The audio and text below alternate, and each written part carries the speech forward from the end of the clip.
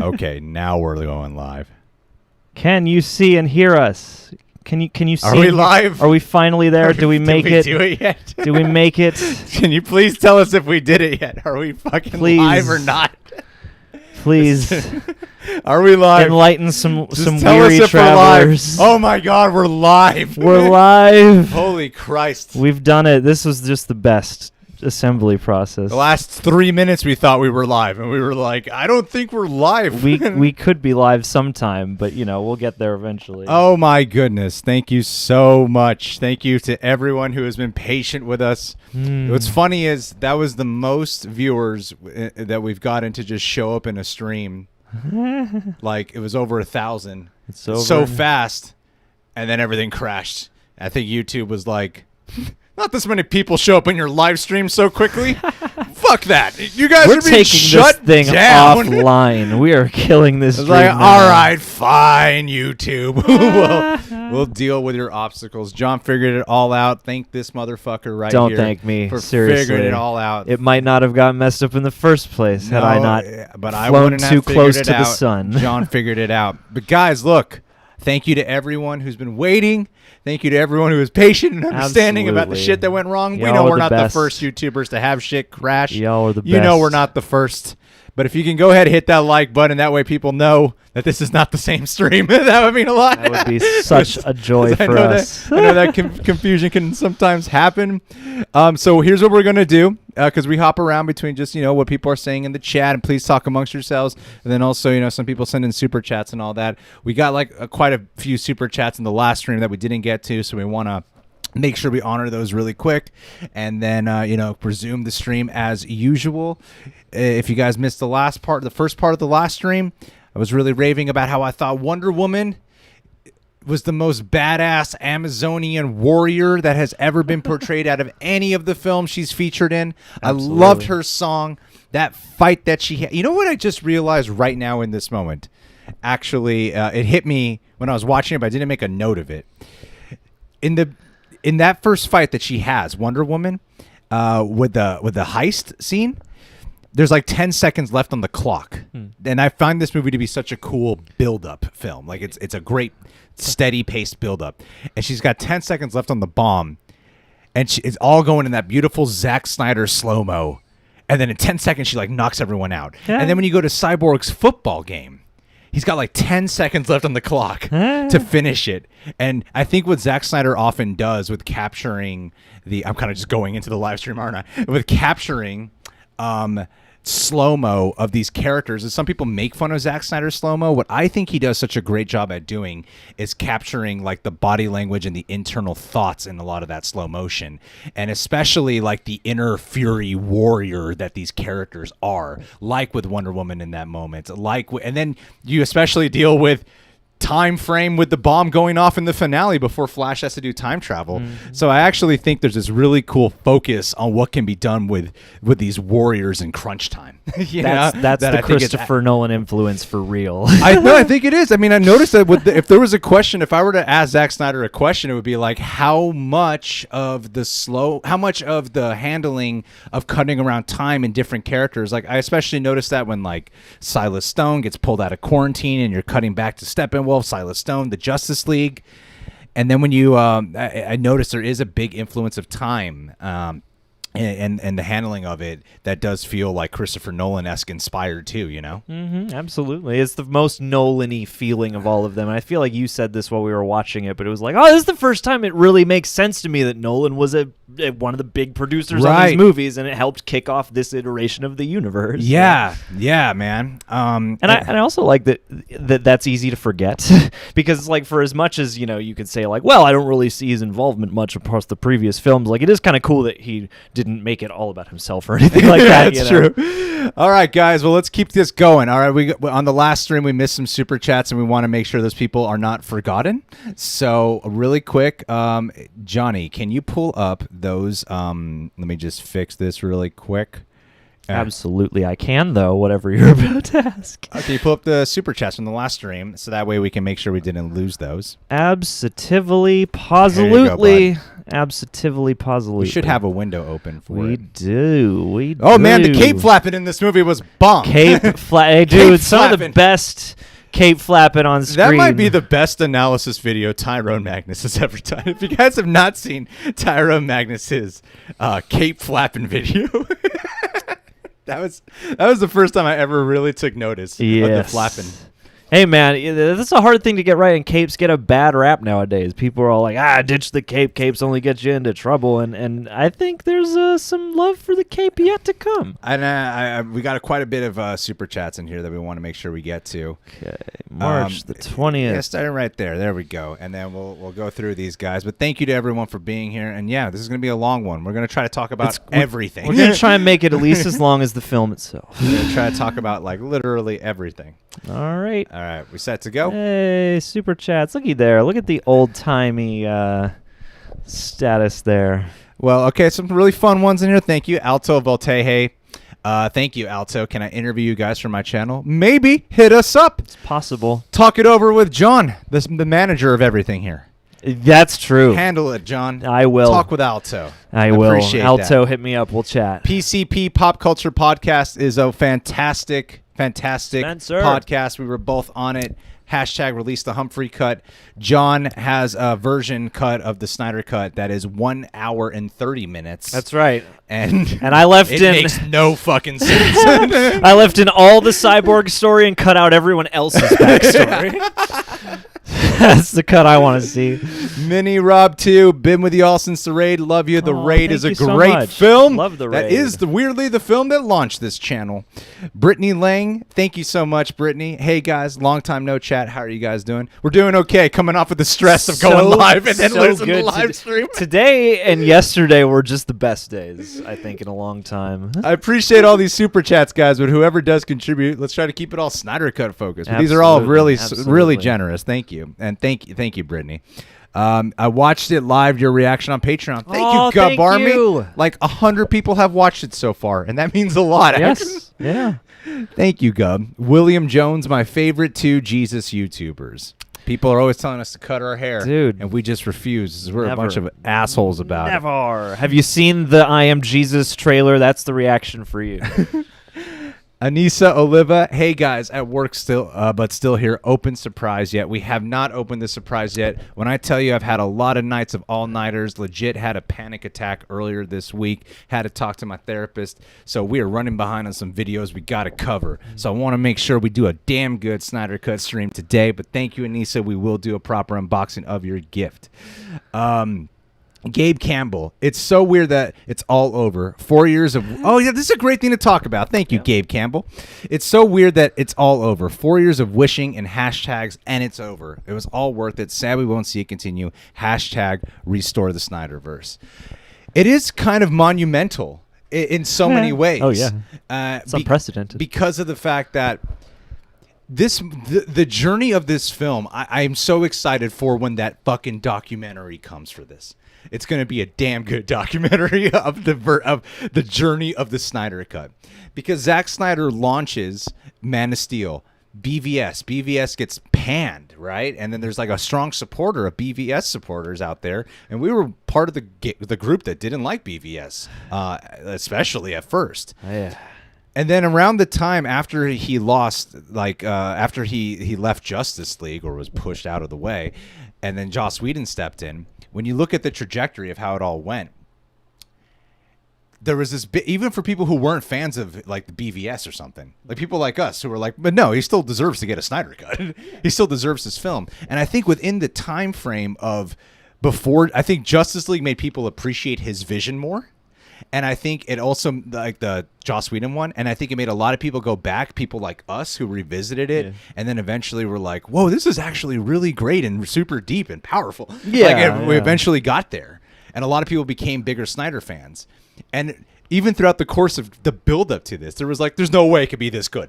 There's no fucking way Snyder Cut could be this good. There's no way Snyder Cut could be this good. There's been so much hype around it. Yeah. It comes out, his highest-rated Rotten Tomatoes movie ever. People are sticking around for 4 fucking hours watching this from beginning to end. Absolutely. It ends up being one of the best, or one of the best, of all the DCEU films. It's a goddamn superhero epic. It lives up to the hype. It's everything we wanted it to be and a little bit more. And I was just like, holy shit. There's no way this movie could have like lived up to the hype, and it has. It is insane. It's insane just how great it is. Absolutely. Like it is in a way. The movie itself, like these movies, almost reminds me of the Superman arc in general, because it's like, you know, Justice League came out, Superman and Batman arc in general. Yeah. It's like it came out at first, and we got this weird rubbery version of it with the weird upper lip and stuff, and then you know, after a while, it gets restored into this big beautiful thing, and I wonder, like, part of what I've been sitting here thinking about in the past several days is, you know, if we had seen the Snyder Cut the first time and none of this junk had ever happened, a lot of the same nuts and bolts would exist. But I wonder if the movie would feel quite as heart-wrenching and cathartic. I feel like, in a way, all of this strange circumstance that led to this, and all of the anticipation, all the outrage, all the, you know, hope, all those things have kind of made for the best possible version of this movie anyway. So it's been fascinating to me to think of, like, I almost feel like we got the best version because of all this shit, you know? Yeah, it's unfortunate because some terrible things had happened in the process. Yeah. Not only Zack Snyder stepping away, but the passing of his daughter Autumn, that which was a big part of why he had to step away, to allow himself, for him and his family, to grieve over it. So while so many tragic things have happened, undoubtedly the level of appreciation for this would not exist. I got all these Snyder Cut notes and all these things pulled up here right now. Oh, that's not my notes. That's the other stuff. That's the metadata for this very video. I'll find it later. I had some actual notes I made that I wanted to talk about. But yeah, point being that this journey has been worthwhile and it's fucking successful, and that makes me so happy, because the worst thing that could have happened is it would have been like, that was bad. Yeah. Oh boy. Weirdly, having such a shitty version really helped out with making this one more, because there are people who I think, see, I really loved it the first time I watched it, and I made sure to watch it the second time, and I got more from it the second time. And the first time we watched it, we have a camera pointed at us, reaction highlights are being edited, they'll be dished out next week. But the second time I watched it, I picked up on a couple things that I was like, I'm a little nitpicky about this, but 99.9% of a 4-hour film, it's pretty perfect for me. Like, I know for sure. I guess my point I'm trying to get at is, even without having the Justice version, I would still love this one, even if that one didn't exist. Because I think sometimes people might get a little confused of, like, I know it's like way better than that one, but would I still like this one on its own? Yeah. For my personal taste, I would still love this, even if that Justice League one didn't exist. Absolutely, yeah. I mean, because I feel like if this had left me cold in ways that, like, some of my less favorite Zack Snyder movies had, I would still be able to access those feelings. Yeah, man. I feel like the most important thing now is, like, yeah, this doesn't happen hardly ever. Things like this, and a movie that has, like, such a story around it that also kind of harmonizes with the story within it. Like, just as best you can, soak all of this vibe in and remember what it feels like, because these things don't happen a ton. And for the fans who have been championing this for so long, this has to feel really great, you know, and especially here and now in the moment where we don't know if it will get extended or not. You know, it's kind of a beautiful little thing to just behold and be appreciative of, I think. I think Zack Snyder should release a version where he includes a few more minutes, like the "We Live in a Society" line. I know! We don't live in a society! I thought the line, too, of "I hear you talk to fish," I thought that was in the Snyder version. So that's what I mean. He should release a version with some alternate takes or extended takes, make it 2 minutes longer, so we have to sit through all 4 hours again to discover those 2 minutes. So literally no footage is left on the cutting room floor. Let's get all the alternate takes in there. If you watch the other trailers, "We Live in a Society," different takes. There's some other takes in there that are not used. Let's just go all out here, man. Well, now I'm sitting here going, he shot that just for the trailer. He was just like, they're going to freak out. Jared Leto said that was an improvised line on his behalf. Incredible Tom, thank you. Quality good, fam, but I definitely want to hear your thoughts on the soundtrack during Flash's "It's Too Late" scene. It's a little bit difficult for me to get very specific about the soundtrack there for It's Too Late, only because I didn't take specific note of that particular song. What I will say about the score involved with this, and I feel like John might be better to comment on it, so I'll be quick about it. The score in general, I think one thing that we were constantly hearing about is like visual storytelling. And I think what Zack Snyder has captured with the working in conjunction with the editing and the music with Junkie XL, there's a great music storytelling to it all. Like the songs not only just capture the scenes, but there's a decent, like by the time, you know when it really hit me with the fucking music? Is this like, it's all kind of like dark and epic and harrowing. It was the shot, Change Machine, I think is what part 4 is called. Yeah. After they talk with Gordon and they get down in the tunnel, then they all start fucking hopping down in a frame like Batman and Lightning. You got the rock music going. Yeah. I'm like, fuck, there hasn't been this cool rock music till like 2 hours into the movie because this is when they're becoming rock stars, you know? And I think there's kind of that trajectory of the music reflecting the scenes and the overall scope so well. Like there's such a variety. And yet they all capture there's like a, if you listen to just the soundtrack alone, like I did when I worked out last time, it feels like you're going on an emotional journey just through the songs. And so I think like more than just that one song, which was perfect for that It's Too Late scene, the whole movie I thought was perfect for it. Yeah, absolutely. I mean, I really was impressed by the soundtrack here. I mean, because, you know, like in the previous films, there is a sound and a timbre, but I feel like there's a certain level of uniformity, whereas this one having your ensemble that also have, you know, their own themes and whatnot. I thought Junkie XL created this really cool, multifaceted sound where you had, you know, like it included some of my favorite use of and interpolations upon, like the Wonder Woman theme. I loved them going from the guitar to the vocalization and stuff like that. And, you know, some of those like Mad Max Fury Road-esque like synth stabs they would throw in. Yeah, I mean, this was one that, because I feel like this movie has the widest spectrum of emotion within it, I feel like the score... Don't bring up Marvel characters in a DC stream. Yeah, what? Is humor? Humor's bad. No, I hate it. Stream. We needed that. Gotta release the tension of serious discussion. Gotta have some jokes in there. Gotta let's get rid of the sincerity and be fully let's cram some reshot jokes in here. Yeah. But yeah. Joss Whedon's take on it. Oh boy. But yeah, I mean, I don't like when Flash and Cyborg are talking to each other in that heartfelt scene where Flash says he was my hero.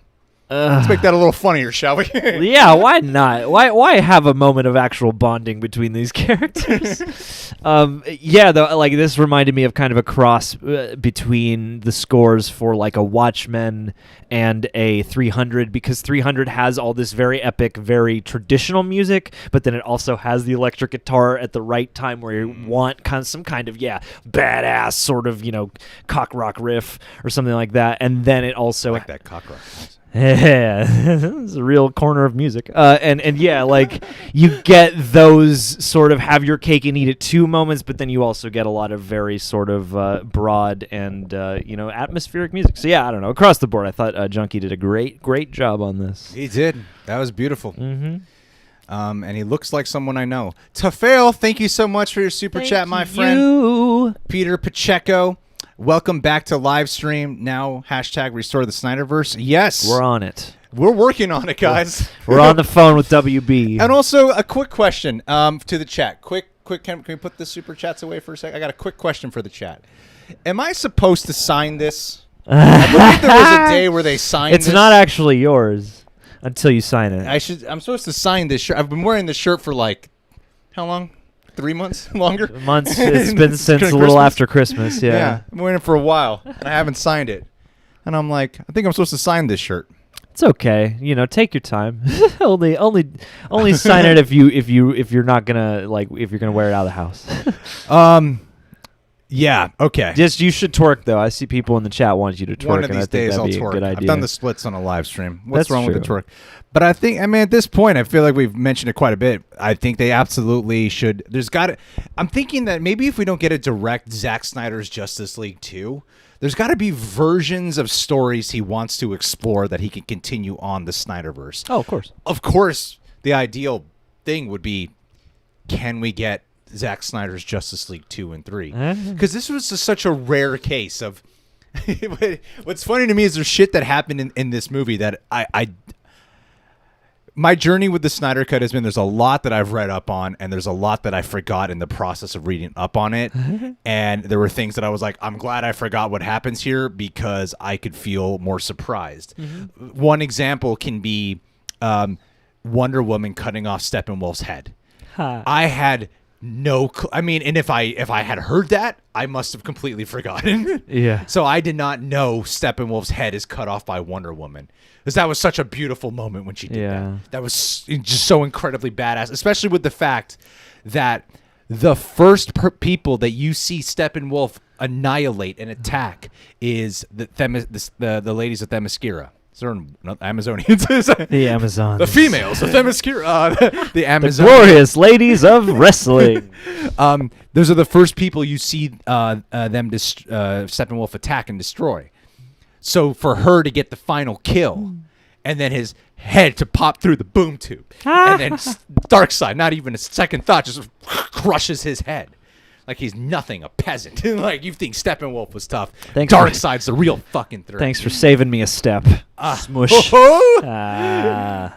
So that shot I did not know about where she cuts off his head. Point being, I knew a lot of what was supposed to be featured in here. And there's a difference between, you know how people talk about like the Colin Trevorrow version, like that would have been a better Star Wars movie. We don't know that for sure. We don't. Sometimes things just sound better in thought or concept art, and then your mind fills in the blanks. You're like, yeah, that will be better, and maybe it will be. And I'm likely to think that Colin Trevorrow version would have been better. For Snyder Cut, so much of what I knew would happen did happen, and yet I still felt surprised, and yet I did find it refreshing, and yet I was still moved to tears, and yet I still cheered. And so it's kind of strange to get a movie where so much that you know of plot points that are supposed to take place, like Silas Stone dying, knew about that, and it still broke my heart when he died. Yeah, you know? absolutely. Like it casts a new emotional sheen over the entire experience. Yeah, so like every moment can hit you in a new way because it's not playing on the same feelings that the theatrical cut was, and even if the moments are based on the same events, you know. And my long ass point that I'm getting to with all this is that what makes it so great about the idea of getting Zack Snyder's Justice League 2 and 3 is that he has the storyboards out and the outlines out. And you're like, yes, I want to see exactly that. Yeah. That's the Snyderverse I want to see. And I think it's just such a weird, neat position to be in of like, no, we know exactly what you want to do.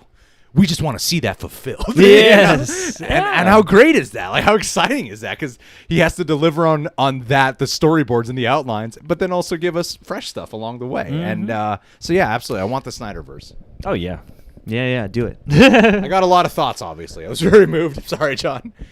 Hey, John, why don't you tell her? Thank you, Christian Alante. I've been talking so much. Why don't you say all right, bud? Take away the Flash reversing time moment is goated. That was one of my very, very favorite moments in the movie. And it's funny. I think Dan Murrell even said this in his review, but it was a moment that I was surprised to find myself choking up during because it really did just transport me into that catharsis of like, Barry, you're the only one who can fix this now. And also it's like he has to reach further and dig deeper than he ever has before.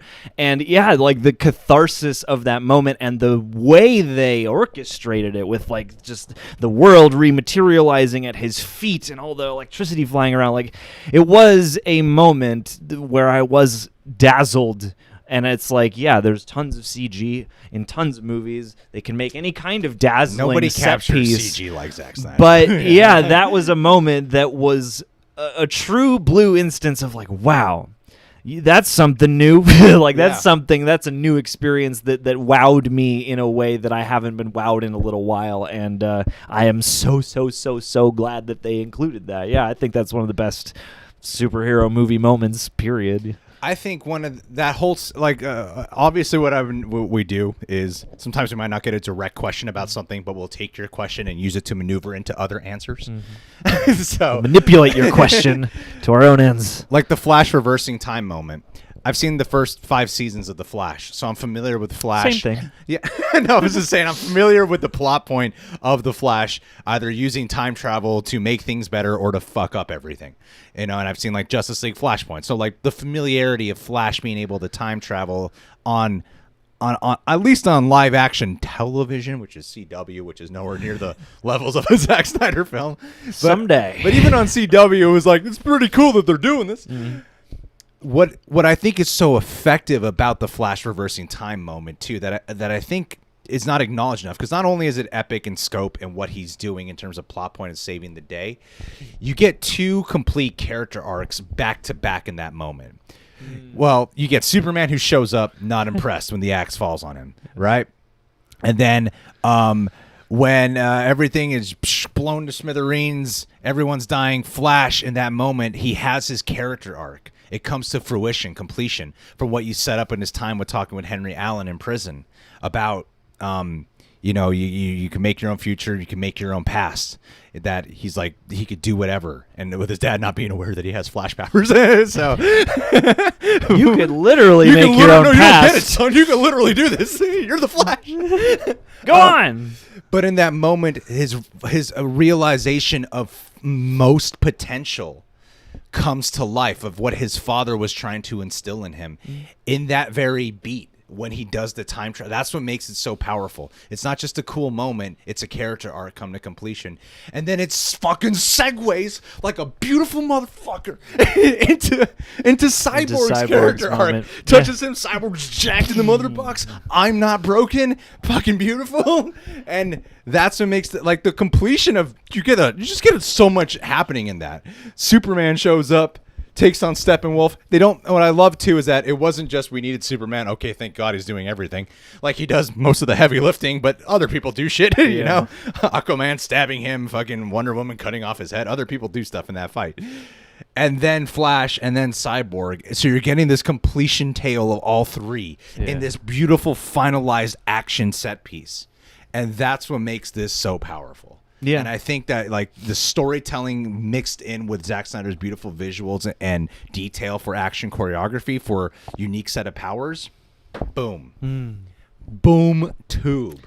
I'm just pandering, guys. I really don't feel this way. It's just a bunch of bullshit. Joss Whedon's cut I didn't was actually better. watch I don't it. feel any of this. It's all lies. I watched it on double It's speed. all lies. Yeah, I watched it on double speed. I was like, man, it's too slow. Too many music videos. Someone just be an asshole and clip that. And this is also a great example of why John and Greg take too long to get through Super Chats. I don't know what you're talking about. I was the guy on Patreon who was having trouble. Oh, Lewis is your patron. Thank you, Lewis. Oh, you have I loved your reaction, cheered, and cried along with you, too. Yeah, our full length is up on Patreon. We can sync up with us. Reaction highlights working on being edited for this week.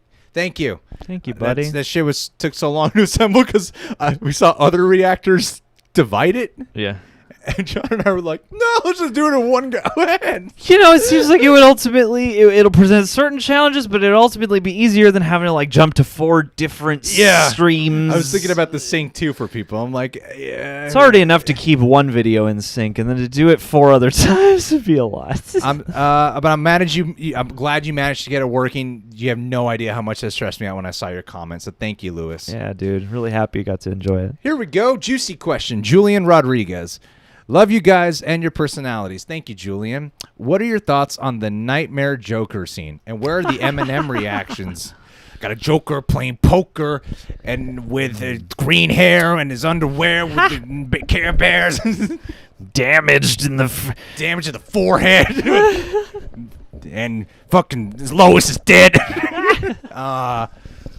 Not to the Knightmare Joker scene. Oh, I kind of touched on it briefly in the stream that failed. John, why don't you take this one away first?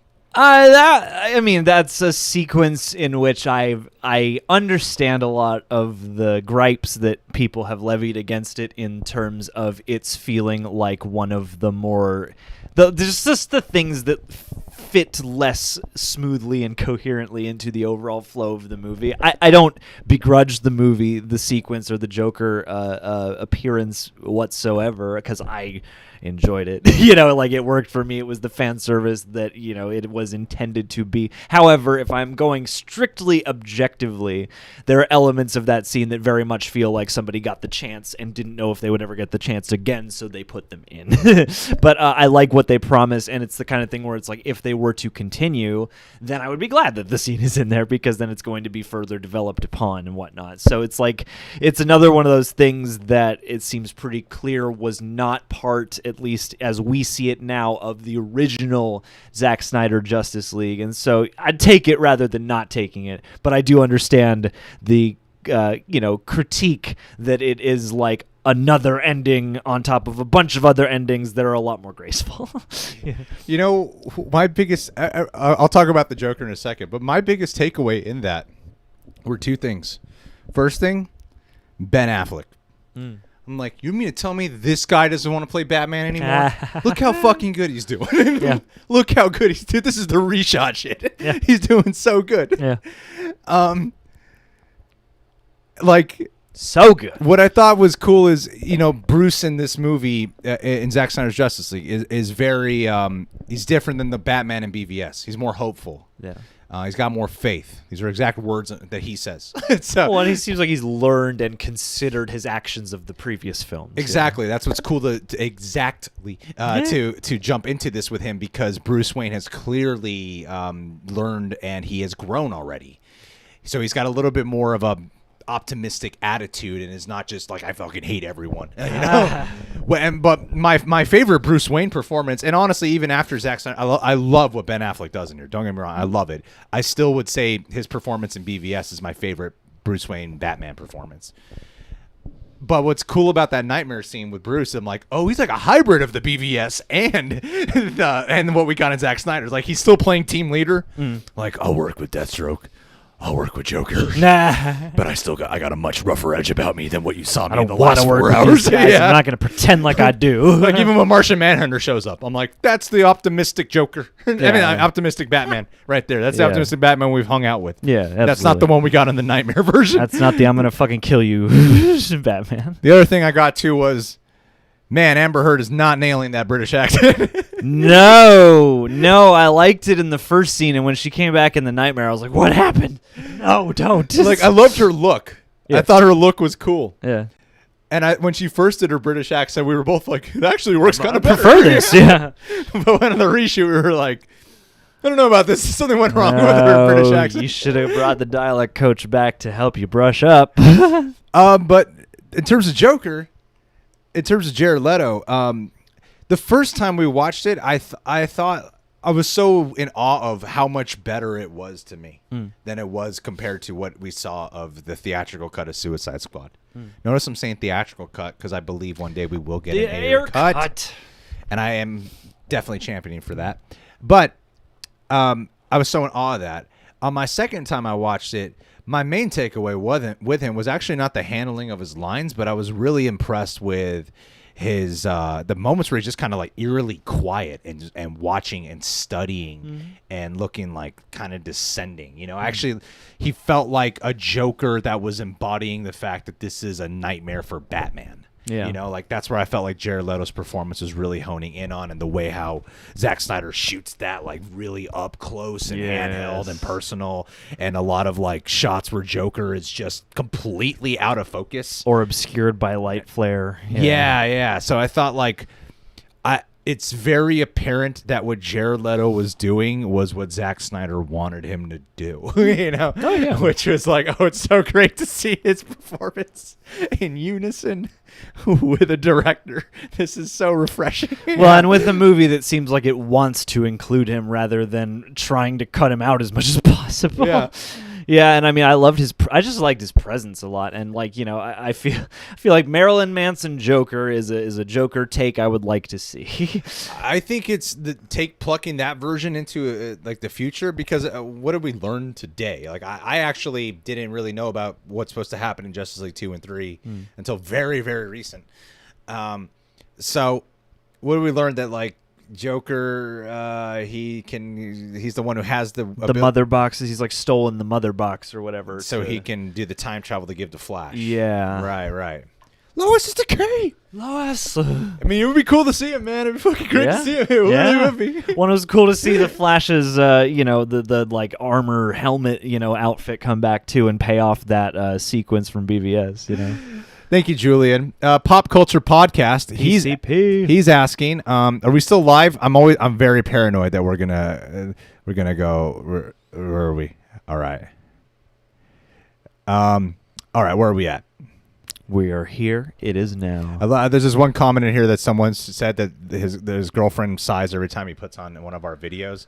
Don't worry, my fiance sighs the second I start to record. And everyone sighs when I walk in a room, so just get used to it. Pop Culture Podcast. What are some elements that were in the Snyder Cut that reminded you of Avengers Endgame or Infinity War? Hit me up on Instagram after the live if you can. We'd love to get you both on the podcast soon. Get us both on there. Well, you had us as individuals. That would be your Avengers assembled there. Elements that reminded us of Snyder Cut, that reminded us of Avengers Endgame or Infinity War? I mean, I don't know. There's nothing really, like, just the fact that there's superhero team-up movies. There was nothing really here that made me go, oh, that... You know what did make me think? Actually, Steppenwolf getting his head cut off, the big baddie. Yeah, I like that. Thor did not go for the head. Yes. Wonder Not Woman went for the head. Yeah. That's one element right there that I think definitely hits. Honestly, but it's so different. The mood and tone and style is so wildly different. Yeah, I got a similar feeling of catharsis and of like triumphant relief during the scene, where Barry is, like running faster than ever and he's about to go and help Cyborg. Like that moment felt like Thanos had won, and then we had just, finally figured out the way to inch it back into the right timeline. Right. And so, like, while it didn't remind me of Endgame necessarily in a structural or a plot points kind of way, that was the one thing that definitely took me to that place of like, wow, this really does feel like a huge grave moment for the universe. We have lost. Like, it is bad. Oh, wait. Barry's putting it all back together and we're gonna unsnap things. Like that was kind of how that felt. So like and that moment, like the reason I think why is because for a lot of these movies you feel some loss, you feel peril, but Endgame and Infinity War and then this took it to a level of like, oh man, the heroes lost. Yeah. And then brought it back. So like that, yeah, that's it for me. I mean, that's kind of what's so great about it. I guess with the journey kind of mirroring each other is that I think what Zack Snyder can do a really great job at doing is starting off a movie on such a bleak note and ending on such a hopeful note. This one most of all. Yeah. Starts off really... I mean, BVS, same thing. It's very bleak and then ends on a hopeful note. Yeah. Yeah, and so I think... I mean, I guess... With this one... having to bring back people to take on the big baddie threat is kind of like bringing back Superman, but I don't know. It's just execute. Like if you go down to such basic plot points, then yeah, I guess it's kind of similar, but not really. I like it doesn't feel or play out or tonally like they're so opposite from each other. Yeah, that I can't really compare them. Well, and there are universes where like by the time you get to Endgame and Infinity War, like the super activity in the Marvel universe is like such the standard of living, whereas in this Justice League universe, it seems like this is the most super powered activity we've seen thus far. I mean, like there's been mass destruction, but now you have like a whole team of heroes, and you've also got intergalactic evil coming your way. So I gotta say, it's so great to be talking about this movie. I know. It's so great. I know. Instead of just like listening to reviews in the off time, it's thick enough to where you can just talk about this for so long. Oh yeah, you can just jump in on so many different angles. But thank you, PCP. Peter Pacheco, great video. Thank you, Peter. Appreciate that. Great video about the actress with Cyborg. Yeah. If you guys haven't seen that, I was not expecting to get that emotional for like 5 straight minutes. Yeah. Like, I'm just talking about one fucking moment in time. And not a lot of people talked about it too. Like I saw a lot of people being like, "Damn, I wouldn't have known if you hadn't chosen to do that video." And that was a good call. In case you guys haven't seen that video, I mean, what happened is that lady who in the ATM scene where Cyborg does full Robin Hood with giving her $100,000. she did not know if her scene was restored or not, and she, I think, it lived in a part of the world that couldn't access HBO Max. I can't remember. I think London. Anywhere outside of the continental United States. Yeah, so she lived in a spot where she couldn't access it, and then she found out, and people were praising her scene so much, and that scene moved me to tears. Absolutely.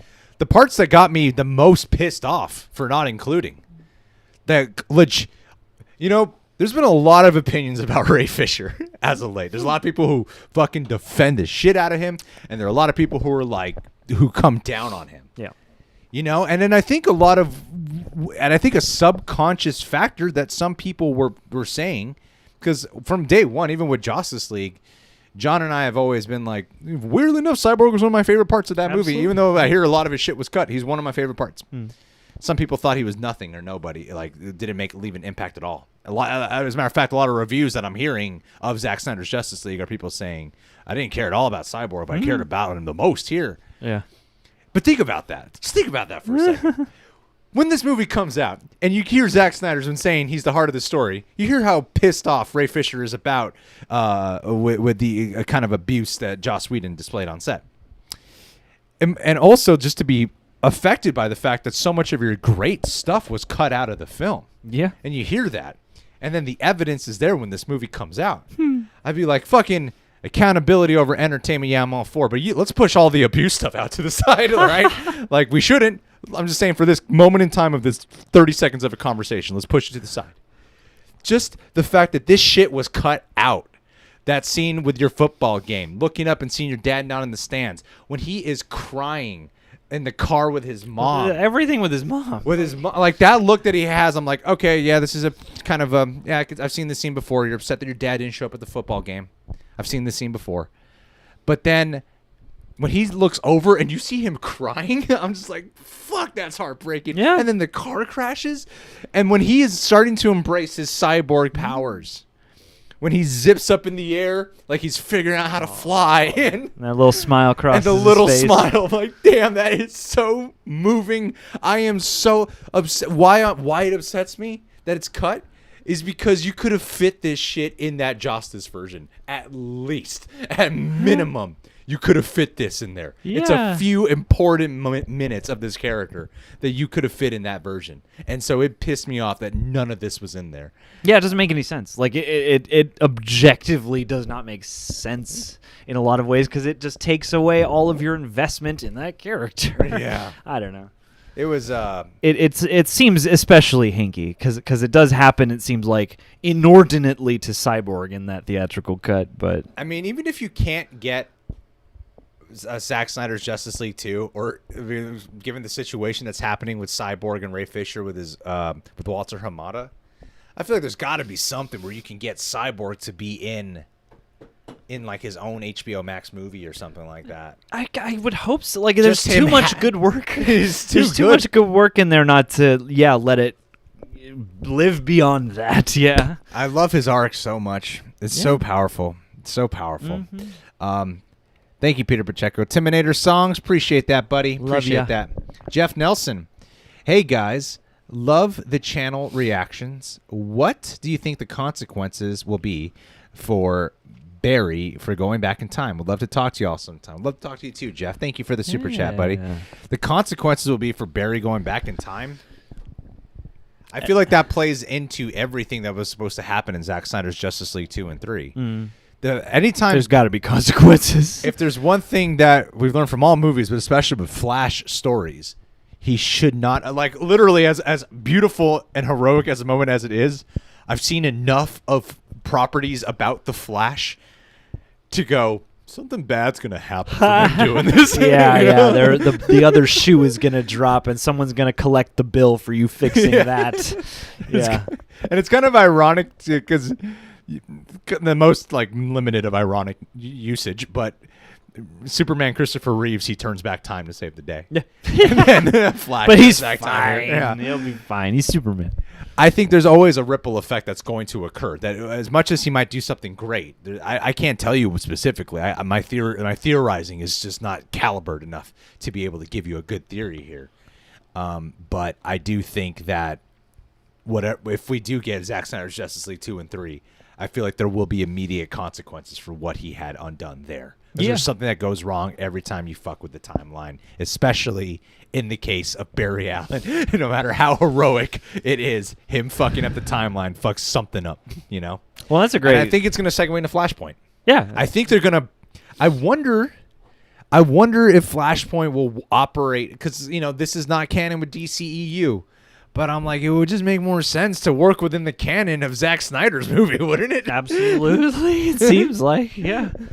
I don't know. Yeah, I mean, that seems like the kind of thing that I would definitely want to use as a part of the direct driving motion of the next couple films because, yeah, it only makes sense. And, it only makes sense. Yeah. It's like you can't undo something so huge that's also got to do with, like, dimensions crossing or at least, like, worlds linking together. You just can't get away from that without a consequence. And I like the idea for Barry of like a triumphant moment because that's kind of life. Sometimes you triumph in one area, but then you find out that there are still consequences for that triumph that could create problems down the line.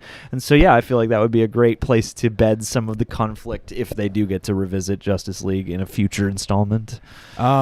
So, I mean, Omni Media in the chat, who, by the way, did his own live stream earlier. It's actually a good thing our live stream crashed, so it doesn't conflict with yours, because I think we run live around the same time. Oh, hey, you sabotaged us. But Omni Media was saying that are there different consequences for skipping points in time as opposed to reversing time? I think no matter what, like you mess with the order of timeline. Doctor Who taught us that. I feel like it wasn't supposed to play this way. You were supposed to die. Anything, there's a consequence. There has to be. Otherwise, Barry could do that every time. Yeah, there would be no peril. There'd be no peril if Barry could just reverse time. There has to be a negative effect that occurs, or else... Like, well, fuck, Barry, just rewind time, would you? Like, that's everyone would be coming to him being like, hey, dude, sorry, could you fix this really quick? Yeah. We accidentally fill in the blank. We ripped a hole in space-time. We killed a bunch of people in a city. Who knows, you know? So that's what I'm saying. But thank you, Jeff. Craig Strand says, not impressed. Breeze breath axe. Freeze breath axe. Okay. Yes. So. Oh, okay. Oh, you're quoting the movie. Yeah. I was like, I am not impressed by this stream. This is the weirdest thing to come in here. Please, I'm gonna super chat you.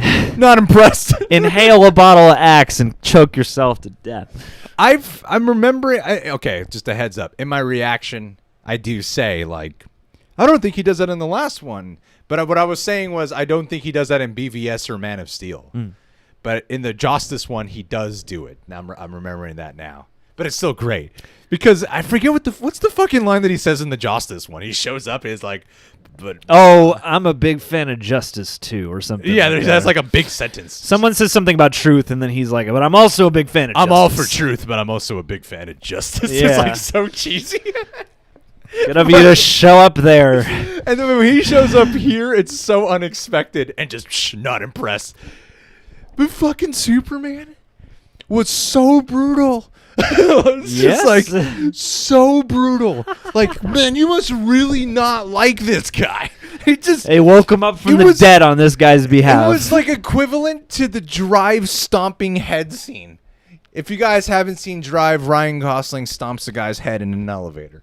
Spoilers. So it was like that. It got to the point where I'm like, you're being kind of a little mean, Superman. You are angry right now. Like, it's so bad. It's just laser.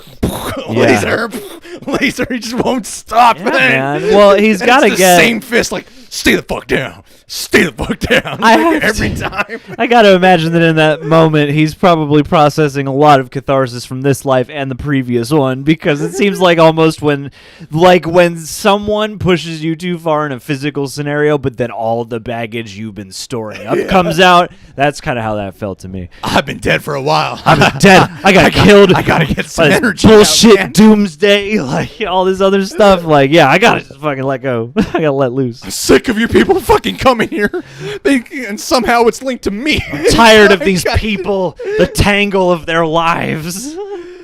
Thank you, Craig. Man of Steel is the best DCU film. Changed my mind. That's your opinion. Can't change your mind, man. You're allowed to have your opinion. What I would say, though, is I think it's beautiful that this. A lot of people kind of fail to realize that this is really Superman's whole arc.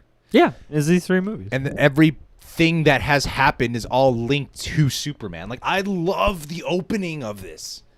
How fucking haunting was that? Beautiful. And just such a great setup. The booms of his screams, alerting the mother box and the people of Apocalypse. Yeah. And you're going to all these different parts of the world where the mother boxes are located. The echo of the screams, and it's like Man of Steel's about Superman alone. The events, Batman v Superman's about Batman and Superman, but a lot of what occurs because of Lex Luthor, the creation of Doomsday. Everything is, and then the consequences of what it means to have a Superman in our world. And then of course his sacrifice is what leads to all the events of Justice League, and then he is the hero in the end, the one who can help them defeat the day. These movies are really Superman's movies. Yeah. Even though this is the one he's the least in, it is Superman's movie. So much is intrinsically tied to him, and Clark undergoes a lot of growth as different characters are added in and forced to interact with him. It's like in the first movie, he's on his own learning just how to be this superpowered person here on Earth amongst all these other people unlike you. Then in the second one, it's like, okay, now what happens when you move into a bigger fishbowl where there are people like you and they're not happy about you? And then in the third one, it's like, okay, then you learn how to fully exist in this world, and you also find your allies and your people, and yeah, there's like a full-on. It made me appreciate the previous 2 Snyder films that much more, because even still, like, having revisited them and lead up to this, there are still elements that feel, and not even in a complaint kind of way, like it makes sense for those movies to feel a little colder and a little more detached.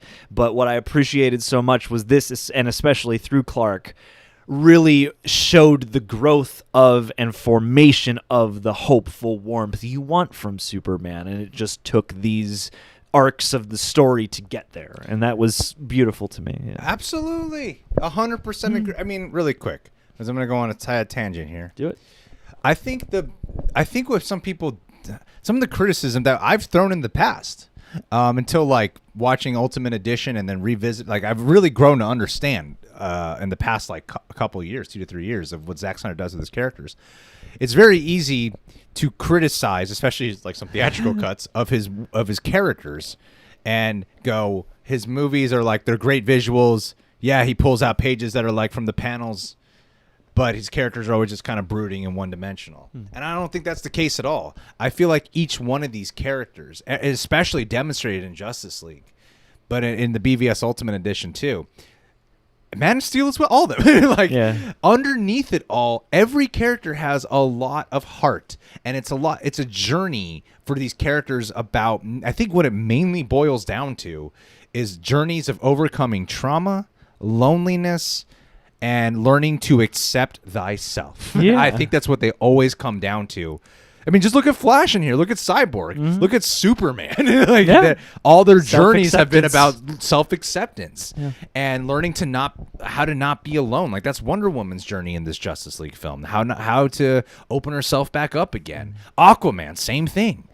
That's all these characters. And Superman, like, while a lot of their journeys are kind of told in this one movie, Superman's is told over the course of 3 films. Yeah. It's cool. So, yeah. I like that. Yeah, man. And I get it. I get his movies. It's just so weird to be like 3 years ago, this is not my opinion.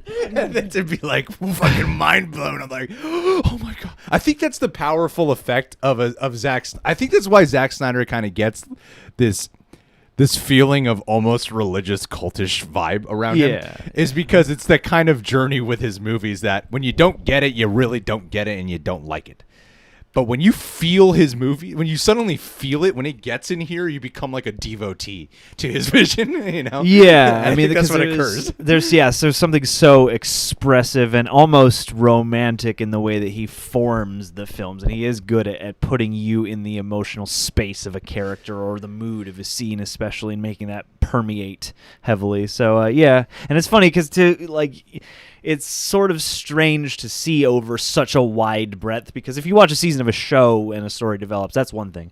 But when you're watching a story develop over movies that take several years to get a new installment of, I think it's easy then to not have Justice League feel one way, then get Justice League and feel very differently. And I think that, I think this one shines the brightest and clinches that the brightest, because you have all the other characters who get to show that just different motivations and different aspects of the heart that are coming out. And so having them there to harmonize, I thought was really nice. And it made a lot more sense, finally, having seen Justice League, at how they, especially the whole complaint about like, you should have done a bunch of solo movies and then built up to your crossover. Like, there's still merit to the argument for that, but looking at least these 3 movies and a couple of the other DCEU films, I'm like, this actually does kind of make sense, as, you're introducing the world and you're packing more characters on with each installment, but you're still keeping the development going for what you already put in there previous. Right. And so, it does feel like a thing that grows naturally by the end of it in a fascinating way. If you guys are enjoying the stream, can you hit the like button? I see a lot of questions, and this is to be expected during a stream. There's a lot of questions that are coming in the live chat right now, but just know that our style tends to be, you might ask a question, and then we kind of go around and we'll zigzag in a bunch of different corners here. We'll get there eventually. People who are asking, like, what do you think about Jared Leto's Joker? No, we did a whole spiel on Jared Leto's Joker earlier in this stream. So, this is the first live stream we're doing that's really meant to be like played back in some ways. Yeah. Devin, do you think the Flash at the end was in the Speed Force, or the Earth was getting destroyed there and looked like outer space? I think he was in the Speed Force. He talked about how he's in the Speed Force when he's first talking with Bruce Wayne, how he activates it. I'm pretty sure it was 100% the Speed Force. That's the only thing that would make sense as to how he did it all. Yeah. I think everything was just getting obliterated around him in slow motion. But thank you, Devin. Peter Pacheco. And now let's continue with the Injustice story, which the Knightmare referenced. I think it's a lot easier to get on board with what Zack Snyder does too, especially if you've read or even played the Injustice games. In the Injustice versions, you get like all kinds of evil takes on these characters, and it's great. It's fantastic. So man, when's Injustice 3 coming out? Gotta play that. Ooh. Jason Broad, big fan of your content. Thoughts on the reveal of Martian Manhunter? I got some thoughts here. Hey. Now we're finally talking about Martian Manhunter. Finally doing Harry Lennox some justice there. I thought it was really cool that Martian Manhunter was finally affirmed to be in this movie. I thought it was great. But I do think it's weird. I mean, I talked about it earlier on a video that is blocked worldwide right now. So I tried getting a video up earlier and it got blocked.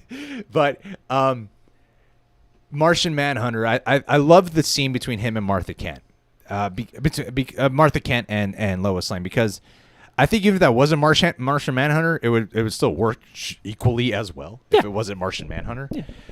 But you see in BVS how Harry Lennox, Swanwick, takes a liking to Lois Lane. Like he's doing things that people in the military shouldn't be doing to help out this reporter. But he obviously takes a certain amount of liking and trust, endearment to her more than most people would. So to have that confirmation of like, yes, he was Martian Manhunter. The scene's kind of funny in context of like, because it's easy to look at that scene and go, I just want you to work at the Daily Planet, Lois. I miss your articles, Lois. Get back to the Daily Planet. I don't have anything to read anymore, Lois. But it's about more than that. He's helping a friend get back on her feet and helping her to move on, as someone he cares about. Yeah, and someone who actually makes an impact on the world from the human level. The scene at the end does feel like it's only there to set up a sequel. Yes, it does. It does feel that way. So in that kind of cynical context, yeah, I could see that. As terms of like, it doesn't really complete the movie. It sets up the sequel for something that we're going to have to fight to get.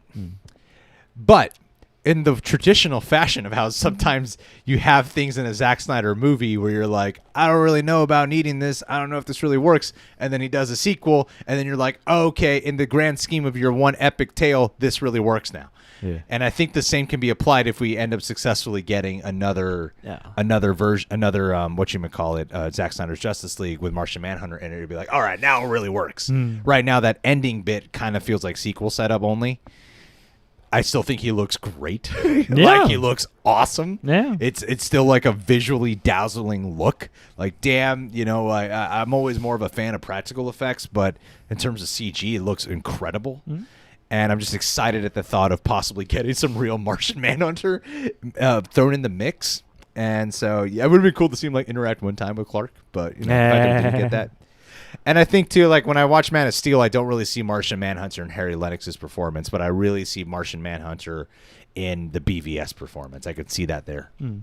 Yeah, that's fair. What'd you think of Martian Manhunter, John? I thought I agree with you. I mean, I really liked especially the piece of context in the present there for when he goes and visits Lois and whatnot. I was weirdly the detail I zeroed in on was, oh, he embraces his nickname. He just takes on. They call me the Martian Manhunter. Okay, well, all right. But yeah, I mean, I really like. I mean, I was somebody who in the Spider-Man Sam Raimi universe was always really jazzed about, like, oh, they're building up Dylan Baker to be the Lizard, and this is kind of these movies' version of that in a different flavor. And yeah, I mean, I thought it was cool to finally see him in the getup, and it was one of those things where I'm like, because of the special event this is, it's not that big of a deal to me that this does feel something like, you know, just a tease for the future. Right. But yeah, I don't know. I mean, I thought it was a very satisfying sequence. I really liked the design and the way that they realized the design, because it's not, you know, like 100% the design from the comics, but you can definitely see it in there. And yeah, it just fuels this conflicted feeling of like, that makes me excited for the future, of which I am not at all certain that it will even exist. But the fact that we got a Zack Snyder's Justice League movie at all, that it seemed more likely. Even Zack Snyder said it himself recently, that it seemed more likely that they might even offer to let him do Justice League 2 more than it would be to let him restore Zack Snyder's Justice League. Yeah. You know, yeah. So there's a possibility. What I want to touch, I saw this coming up in the chat, in the live stream chat just now, about whatchamacallit. Oh yeah, we should talk about the Batman fucking kill you line. But also people were talking about how Batman has like premonition skills. And with the Martian Manhunter reveal, I want to touch on the Batman premonition stuff. Okay. Because I think that's kind of what makes it a little funny. Especially the fact that he like has this nightmare. He has this like terrible nightmare. And then immediately is visited by an alien. He's about an alien. He's kind of optimistic about it, like, hey, who are you supposed to be?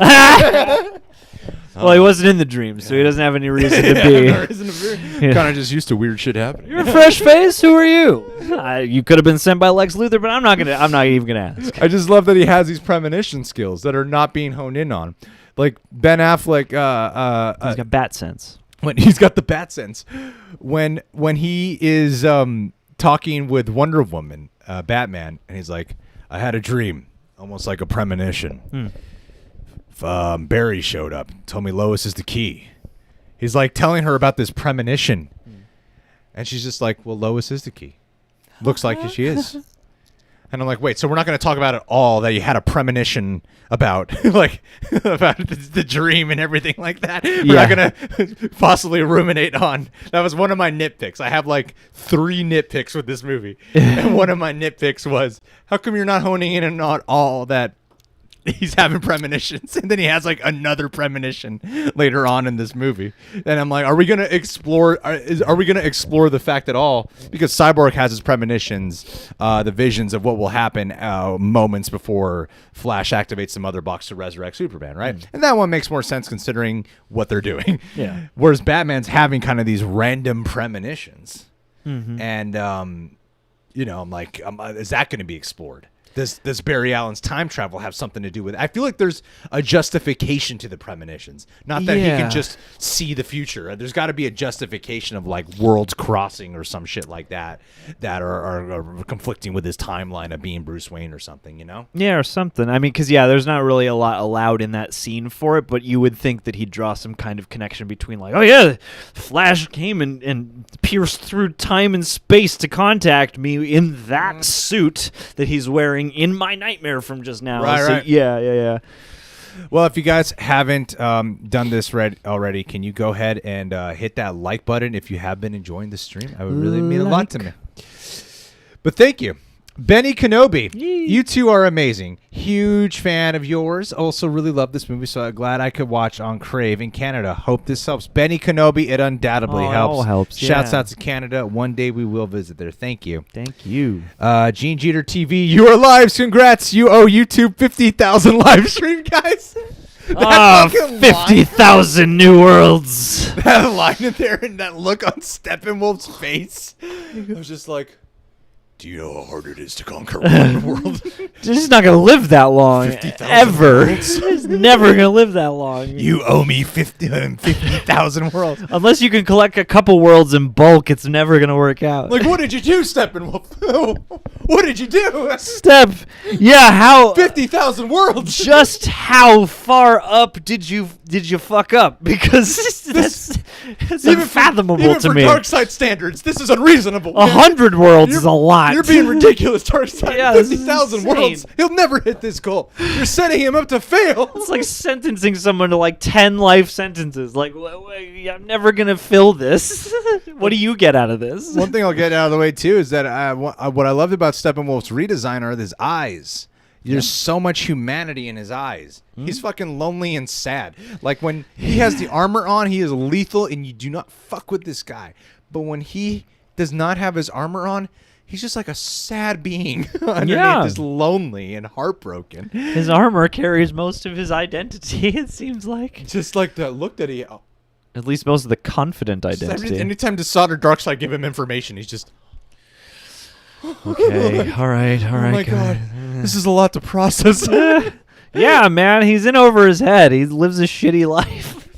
Love this He's channel. a tragic character. Nash, thank you, Gene. Nash Sanatki, love this Sean Jail cut. Thank you, my friend. Appreciate it, Nash. What a great name. Nash is just like a bitchin' name. Nash, Like you a got 1950s name. you're in the most recent patron name call out, so keep a lookout for that.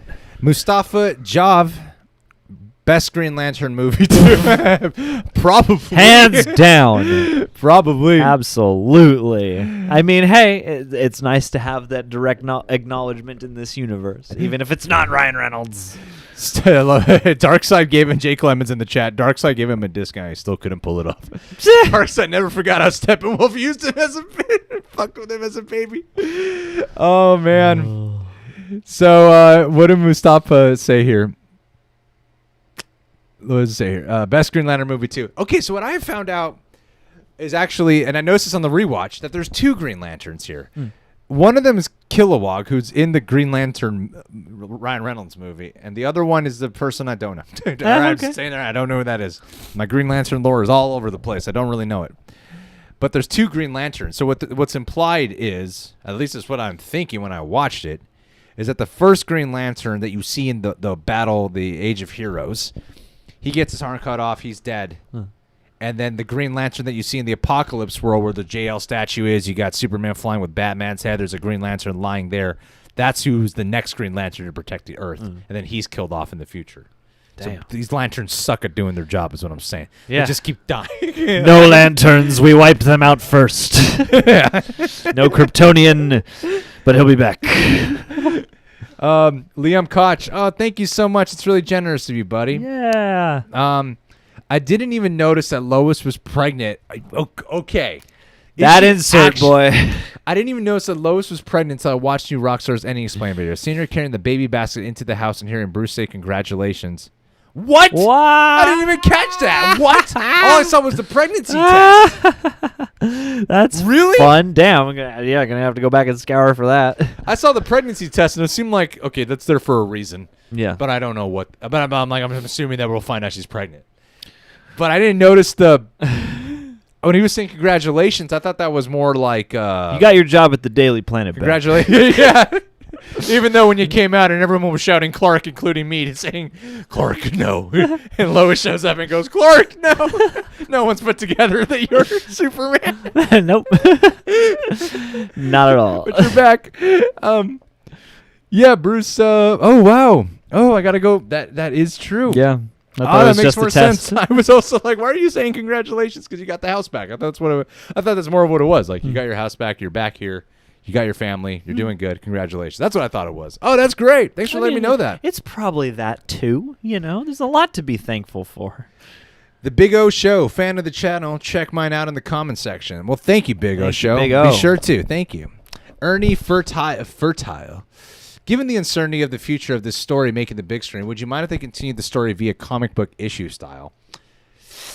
I mean, it'd be cool to get that. It'd be kind of cool just to get like a graphic novel interpretation of these movies as well. Like just do your adaptation graphic, like the way how they sometimes how they've done for like the Injustice games, and do that here. I think that'd be neat. I personally, if they don't have a future in movie or HBO Max medium, I guess that's the best we'll get. But, yeah, it's not the same. I keep the fight going. Yeah. Fight going. Look where we are now. I keep the fight going partly because it's so tied to a filmmaker making a film. Yeah. That I feel like it would be definitely cool, and I think people would definitely be interested, but I feel like to truly follow it up, it wouldn't be anything other than a movie. Yeah, absolutely. Yeah.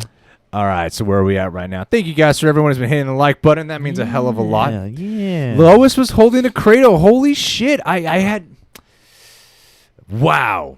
There's so much I did not know. I'm looking at your guys' chat right in the stream right now. It's going to be one of those movies. Each viewing brings out something different you didn't see before. Superman's son becomes Batman. I did hear about this crazy part of the story. Whoa. We got to get that shit. What the fuck? Why the fuck do y'all think Bruce is the father? I think there's like some version down the... Okay, that's I guess what I was kind of confused on. Tyrone's doing a spoiler talk too right now? Damn it, Tyrone. He knows we're live. You It's son of a okay. bitch. I just sent you a helpful email. It just was what you get for going live while Omni Media was live. Yeah. It's Just bound the to happen balance. sometime. Balance of the universe. All right, so where are we at? Okay, all right, so we got a little bit more chats in here. Got to refresh that.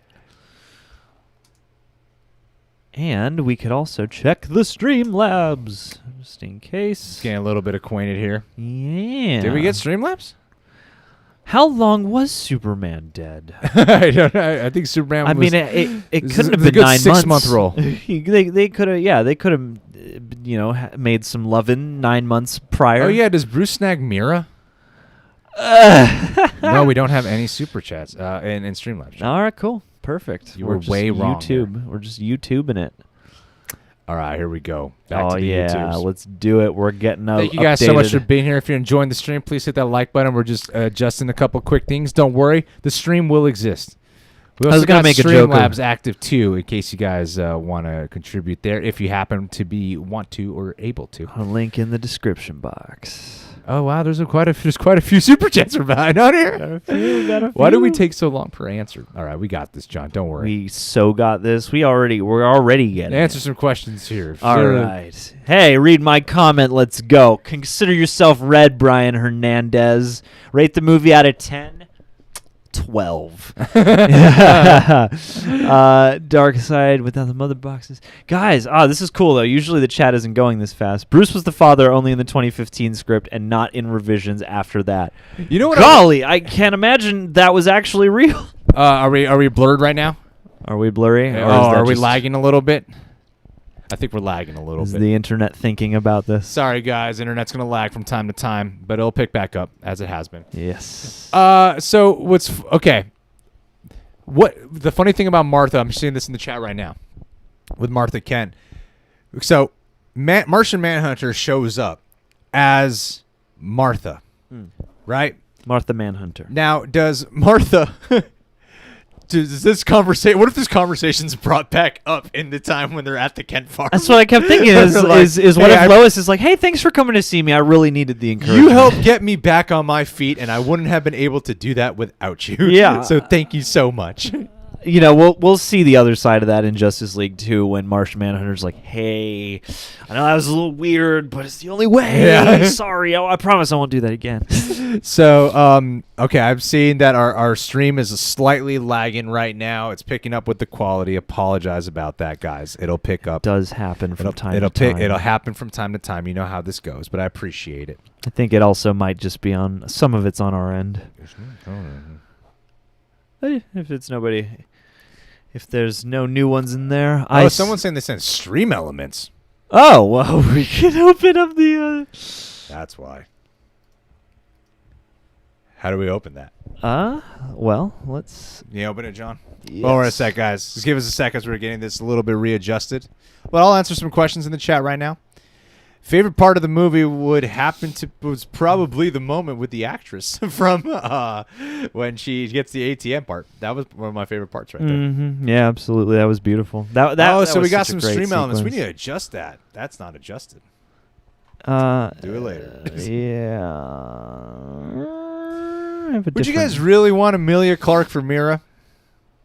I like the Mira British version a little better. I thought the Knightmare voice was not the greatest, but I will say that early on I thought it was better. There are a lot of people who have been like wanting Emilia Clarke to be Mira instead, and I do hope we get a Justice League too. We're adjusting a couple things right now as we're doing this. We are checking stream elements. Don't worry. I didn't realize that there was the wrong thing in the description box there. I thought it was Streamlabs. It was apparently it's Stream Elements. What's going on? I'm replacing this link for now. But are you going to get at the Stream Elements? Yes, as long as I don't bump us off. Well, I don't want to bump us out of here by logging into YouTube there. All right. All right, we'll get those, guys. Don't worry. Let's pull up the super chats here really quick. Maybe Martian spoke to Martha before. I mean, how did he know her appearance? I mean, I think he concluded that Clark Kent, he's a spy on super people. guy. He's from out of this world. Yeah, he can find people, He man. can figure out who's also from out of this world if he needs to. He's probably got, awareness of Krypton and all kinds of other things, too. And he can probably see through a pair of glasses. Yeah, that's true.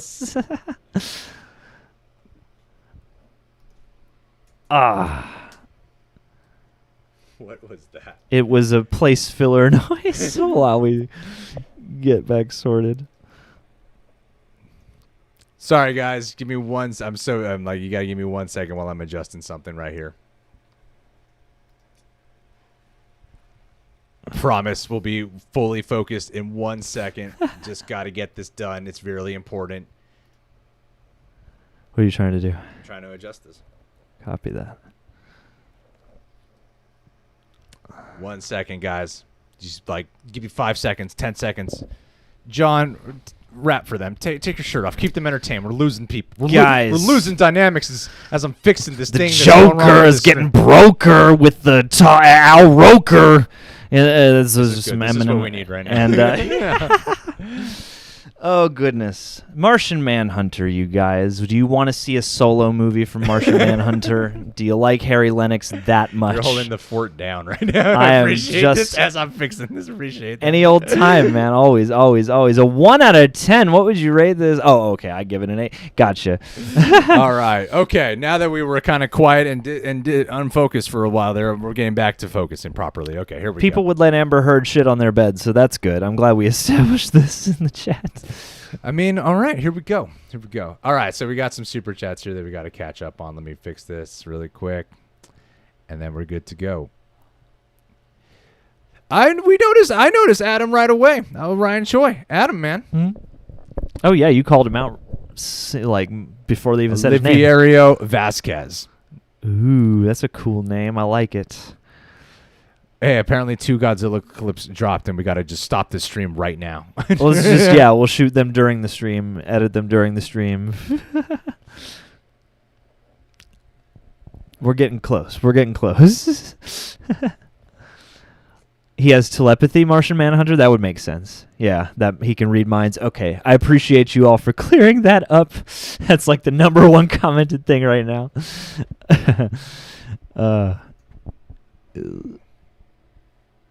I had it. Where's the Streamlabs? It's right there. No, this.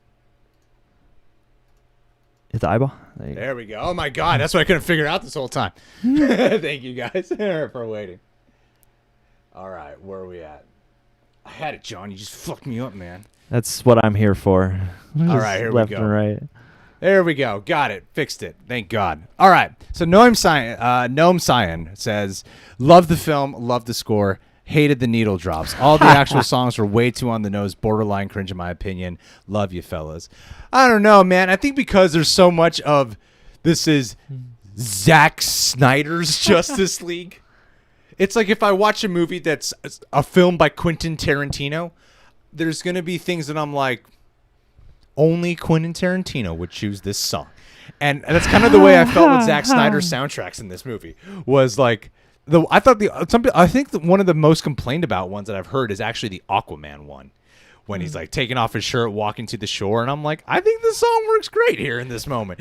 And I know that it doesn't work for everyone, but for me, I thought in this particular case, especially because of Zack Snyder's Justice League, I'm like, be as Zack Snyder-y as you want. And like all these songs were like super Zack Snyder-y to me, you know? Absolutely. I'd expect nothing less at this point is what I'm trying to say. Yeah, I understand people's gripe with the Zack Snyder music video, as they call it, as everyone seems to call it. It didn't bother me in this movie, partly because maybe it was just the choice of songs. Like Watchmen is a movie that has like the most recognizable songs used, and I don't even dislike all those cues, but like that movie has like a playlist of just the most go-to song for whatever song choice is being presented at the time. And so this one felt less like that, but at the same time, it felt very Zack Snyder. So I can understand, yeah, if his needle drops aren't your flavor and they distract you, then I would guess it's not going to change here. Oh, man. But I thought they were good.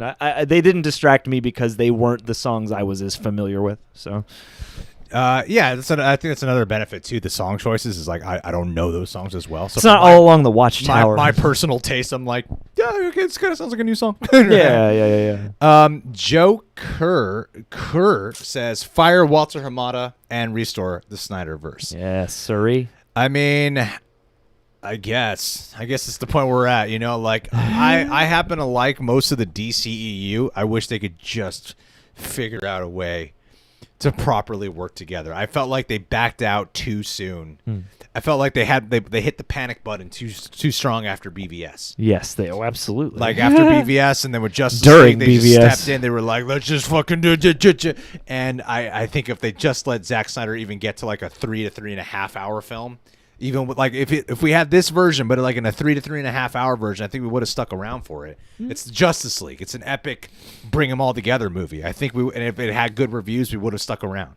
It's that plain and simple. And so I just kind of wish they would. I don't know, find a way to make it work again. But I feel like the public war is just so out there. It's so out. Like while Ray Fisher has been way more direct about it. Yeah.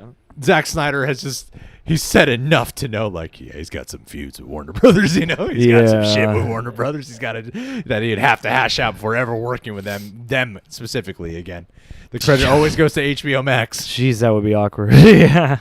Well, and I mean, it makes you wonder if maybe there's hope in the HBO corner in the future, maybe. Jimmy Woods, thank you for your super chat. What was your thoughts on Junkie XL's score? I mean, we did a whole spiel about it earlier in the stream. Pig rate. Unfortunately, you have to go back, but I mean, I think that it does a great job auditory-wise taking you on. Here's how I'd sum it up. If you're ever working out, just listen to the score from beginning to end, and I guarantee you'll feel like you've been on an emotional journey right then and there, and I thought every scene was complemented exceptionally well. Amazonian Q tune for Wonder Woman was one of the most badass things in the world. M. Sund, thank you for the super chat. Hello to Canada. Kenneth Rabun Jr. So much better than Justice League. It's pretty crazy how I went from someone who actually was like, that's a fun Saturday morning cartoon, to then going, whoa, I don't like this movie now. I don't love this anymore. Like, I had a lot of fun when I saw that Saturday morning cartoon. I always knew Snyder Cut would be better. I didn't think it would be so much better to the point where I actually really dislike the Justice one now. I can't watch. Like, I watch it and I cringe. I see an image of it and I cringe. It's cringe. Yeah, it's like weird. I just cringe now. I can't enjoy it at all. It's just like you're seeing the wrong thing and you know it intrinsically. Yeah, it's like I don't want any of these images in my head. This isn't right. This is weird. What's going on? I don't want to think about any of this when I think about Justice League anymore. Now I want to find the stream where someone is passionately being like, "Why the Joss version is so much better." Lucifer. You have some sexy beards, XOXO. Thank you. I appreciate Coming that, from Lucifer. you, that means a lot. Joker or hire Deborah Snyder, hire both Deborah and Zack. They're a package. You got to get them both together. I want to see what a Deborah Snyder directed DC movie looks like. The Game Lover.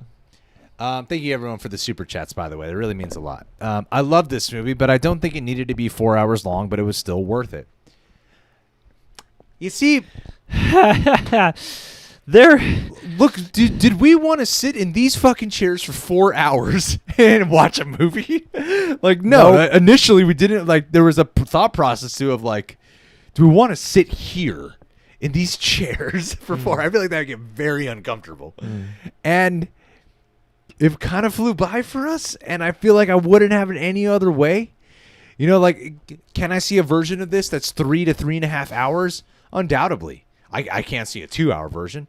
I can't even see a 2.5 hour version. I could see a 3 to 3.5 hour version. Yes. But at that point, I'm like, I might as well get the whole buffet. You know, I might as well get every item here. Yeah. If it's going to be 3.5 hours, might as well see it all in the scope the director wishes to have it be seen in. Yeah. I guess I would say that no, I don't know if any movie ever truly needs to be 4 hours, but this movie feels for the most part very natural and breathable at 4 hours, and it didn't feel to me like a 4-hour experience. And that's, I guess, where I would fall on it's being too long or not. Like, does it need to be 4 hours? I suppose not, but yeah, I'd say it was still worth it. A+, yeah. Yeah, it was still like, there are some scenes where I'm like, okay, sure, you could have trimmed this. Sure. Like when Aquaman goes into the water and then there's the song being played, they start singing. Every music video. That part of it, I'm like, well,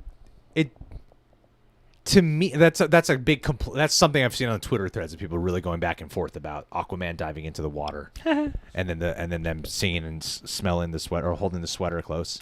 But I'm like, no, I mean, that to me that communicates a sense of the culture, that communicates a sense of that as much as this guy claims he doesn't want to do heroic shit, he is idolized. You know, I think there's a lot of meaning and subtext to that little moment there. That I was like, no, in terms of moving the plot along, no, it doesn't. But it does enhance it for me. It does make it more rich for me. That's the problem with the fucking Justice thing. It's all about plot. When I'm like, no, you need to have time where you slow down for character stuff or world building or cultural things. So, like, that's a moment that I see a lot of people make fun of. But for me, it made it more worth it, especially whenever you cut back to this fucking village that he just seems to be hanging out in. Yeah, it's like you're adding to the mystique. Like, to me, those are moments to indulge in the mystique and to make that, you know, the sort of aura that lives beyond just the person who is the hero. It exemplifies that stuff. Sorry. No, what are you going to say? No, it's like you could cut it down, but I'm not mad they didn't, if that makes sense. I really appreciate everyone who's been here this whole time, man. I mean, this is like it's been a really rewarding live stream. It's been fun. I really want to hit my vape, to be honest. Go for it. No, man. It's not illegal. It's not weed. No, it's not illegal. Everyone really thinks I'm high. The second we started the last stream, it was like, Craig's so high. You're I'm like, well I'm within your rights. Reese Lively. Ooh. Zack Snyder's Justice League is by far my favorite DCEU film. My question is, what are your thoughts on the Martian Manhunter cameo? It's definitely on my top. We did talk about the Martian Manhunter cameo quite in depth a little bit earlier. But to sum it up, I'm really satisfied it's here, and I'm hoping we get Zack Snyder's Justice League in the future, part 2, so that way we can see more Martian Manhunter, so that way that ending doesn't feel as much of a cliffhanger, much of a tease for a sequel, and it will make it feel more complete in its overall story. Because, I mean, that's obviously what Zack's been trying to do. Man of Steel to Justice League 3. And so if we can get that whole because like this movie alone feels like a Lord of the Rings epic fantasy. This one solo movie, but in the scope and breadth of from Man of Steel to this, I'm like, wow, beautiful. Absolutely, I'm in love with it. Absolutely, love with it. So glad this movie is such good. Can you imagine this? No, for real. Can you imagine if this sucked?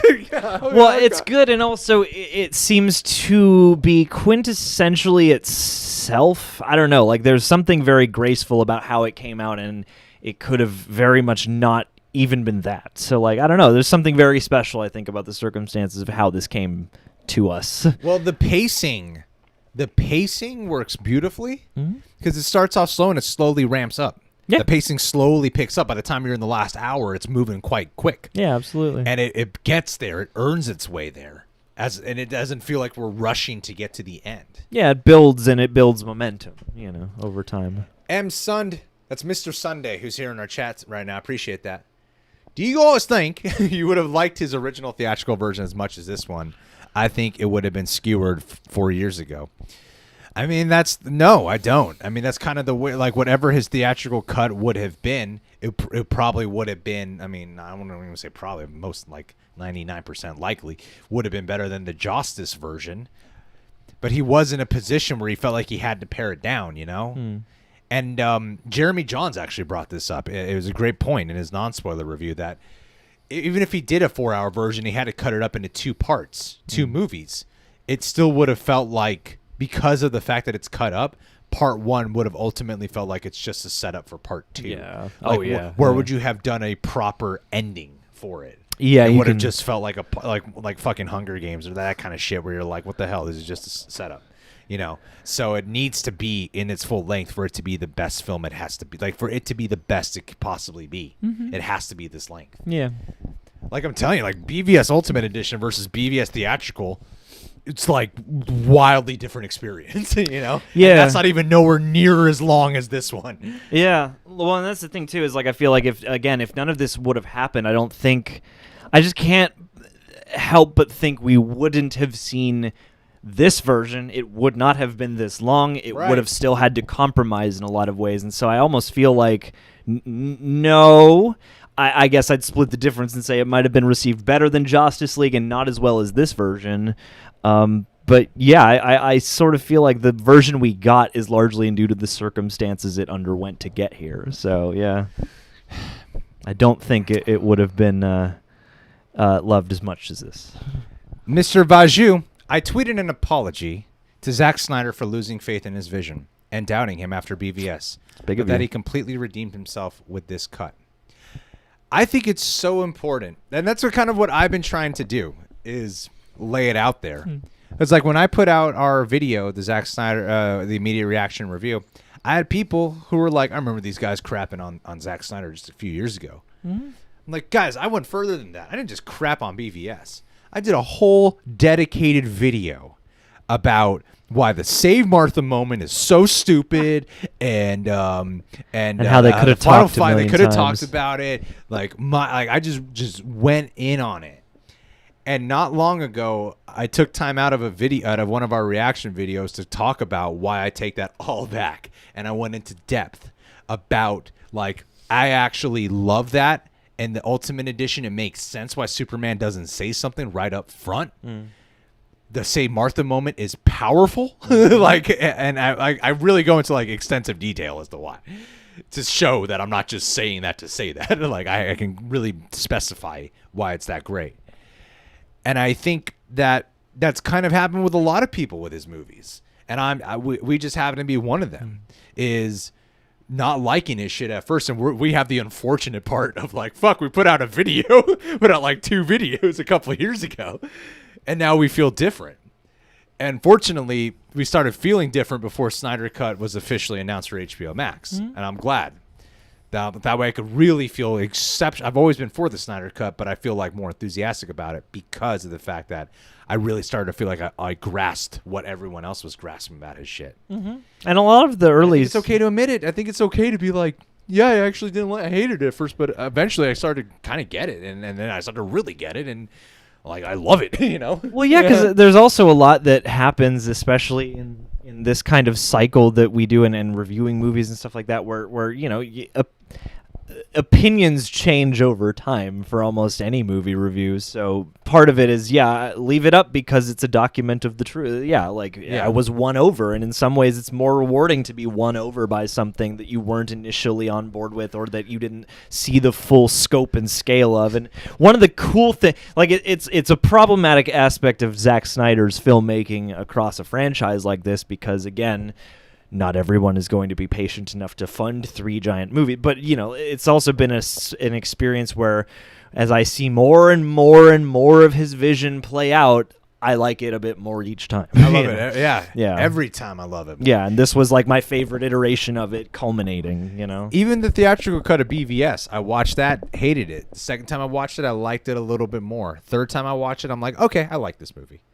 But it wasn't, Well done. It wasn't. But that's what I mean. Like 2, 3. But the Ultimate Edition was like a new movie to me, and that It is. like when by the time Batman's like, no, I'll save Martha. Fucking, I started crying. I'm like, damn, that's like he's a hero again. I love it. So, yeah, that's some good shit. Gnomes. So I'm saying, yeah, man, if you got one over, you don't need to have an ego about it. I hated Pirates 2 the first time I saw it. Loved it. Became my favorite one eventually. Fucking, I walked out of goddamn Hot Rod and Napoleon Dynamite. Ended up loving those movies when I watched it again. And Suicide Squad, I liked the first time I watched it, and then on rewatch, I hated it. Yeah. You know, so opinions can change, man. They're not finite. Which is great. You can always trust a reviewer on YouTube who says that. We put all together way too much stock, especially in America, on like picking one stance and never deviating from it ever. We don't like character growth. No, I'm saying, no matter the version, Snyder's Barry Allen still has a goofy as fuck running style. No hate though, just silly. You know, it's a little goofy. He's still getting his grip on it though. He's still like there's little things about Barry Allen that I personally. It's everyone's first day. There's some things that he does that I fucking love. I love the example of the necessity for the suit, of like when his shoes rip off and he's like stumbling when he's running out to get Iris, like, but when he's like prepping himself before the battle, when he does like his meditation, his breathing, you know, getting in touch with himself, little meditative stuff.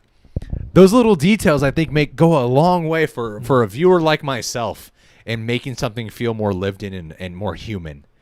And so I feel like he's still so new to this. Mm-hmm. So while he does have a bit of a goofy run, there's not one fucking moment in here that is anywhere near as goofy as the fucking closing shots of Justice League. Yes. When he's like... like that shit is so wildly goofy, and there's not one part in this movie actually made me laugh at that, whereas in Justice version it was like, why is he running like that? This is so goofy. Yeah, it was the thing. Like they just set him up in front of a green screen and were like, run. You know, it was the thing that I kept expecting to look silly at some point throughout Zack Snyder's Justice League, and never fully got there. Like there are elements of the floaty kind of posture that he does, but nowhere near as much as in Justice League. So it was a lot better here than ever before, I would say. Pygmy Monkey. I cried multiple times during this. I had very low expectations, but I was blown away. Awesome. Hope you remember me, by the way. You made me a couple shout-outs to me long ago. You all are great. We do remember you, Pygmy Monkey. Hey, good to see you back. Forget a name like that. Thank you so much for your super chat. And yeah, I was moved to tears quite a bit. Mm-hmm. I'll use this time to talk about a moment that I felt a little bit underwhelmed by. It was one of my nitpicky moments. Okay. And I noticed this happened when we first watched it together, and it happened the second time I watched this too. Was when Silas Stone dies. Silas Stone dies, and so I start like getting a little misty-eyed. Like, this fucking cyborg just can't catch a goddamn break. He's a fucking cyborg now. He's lost his mom. He lost his whole future. And now his dad dies right before him. I start getting misty-eyed. There's something about the way the moments following it that play out that feel like there's a lack of emphasis on the fact that he just lost his father. That's fair. It kind of moves a little quick into Cyborg being like, let's go get this guy. I know why my dad died. Even like Bruce shows up. And I feel like Bruce would have a little bit of compassion for him in this moment. Absolutely. Other than Bruce just a would. line of like, that's your father died for a reason. Like it was kind of just quick and about like, let's get back on the mission. And I get they're in time crunch. I get the mother box was just taken. I get they got a lot working against them, and it's a matter of time crunch. And while you do get a scene later where Aquaman is talking with Barry and saying, you know, we're about to have this guy do this mission who just lost his father. And it's a great moment for Aquaman, actually, the way he has that scene where he's like, I never said I didn't care. There's something about the moments and like right after Silas died to them figuring out why Silas let himself die.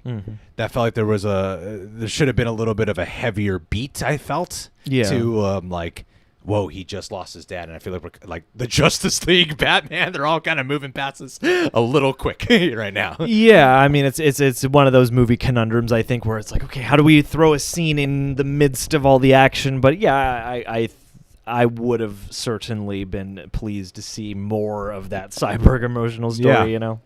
By the way, I'm loving all the comments that are going on in this chat right now. It's making me very happy. Like we've been paying attention to it all. Oh yeah, keeping an eye out. That's where a lot of my random tidbits of conversation in the middle of a super chat come from. It's from you guys being in the chat. Appreciate that.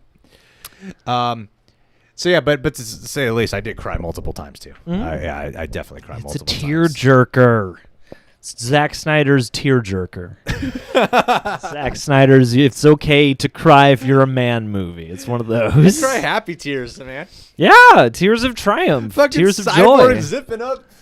Yeah, the guy feeling some kind of confidence in himself for the first, some pride for the first time in this form. I might be able to enjoy this. I might not have to be like just imprisoned in a life of misery. Beautiful as fuck. It's so I beautiful. can do something no one can do. Yeah, except Superman, obviously. Sarah Campbell, appreciate you, Sarah. How you doing, Sarah? Thanks for replying to me on Patreon recently, Sarah. Sarah, I haven't seen the movie. I appreciate you being here, man. Spoilers. I haven't seen the movie, but I got really invested in what happened after with Amanda Maud, who played the waitress, the Asian mother with the ATM machine. So heartwarming to see people excited her scene was in the movie. So sweet. That's the effectiveness of great visual storytelling. Absolutely. That's why you need Zack Snyder to be able to embrace his slow-mo. I really think I didn't even fully comprehend some of the usage of his slow-mo until this movie. Like when you do have Wonder Woman count down on 10 on the bomb and she's figuring all this shit out about how to fucking knock out all these people in 10 seconds. Or Cyborg having to think in his head really quick when he's playing football to get to, you know? That's a great little detail. Like you capture the fury of them in their slow-mo.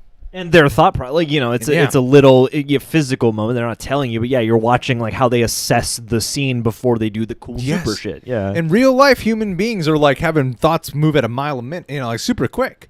And when you slow it down, you're like, you can see there's so much going on in the thought process.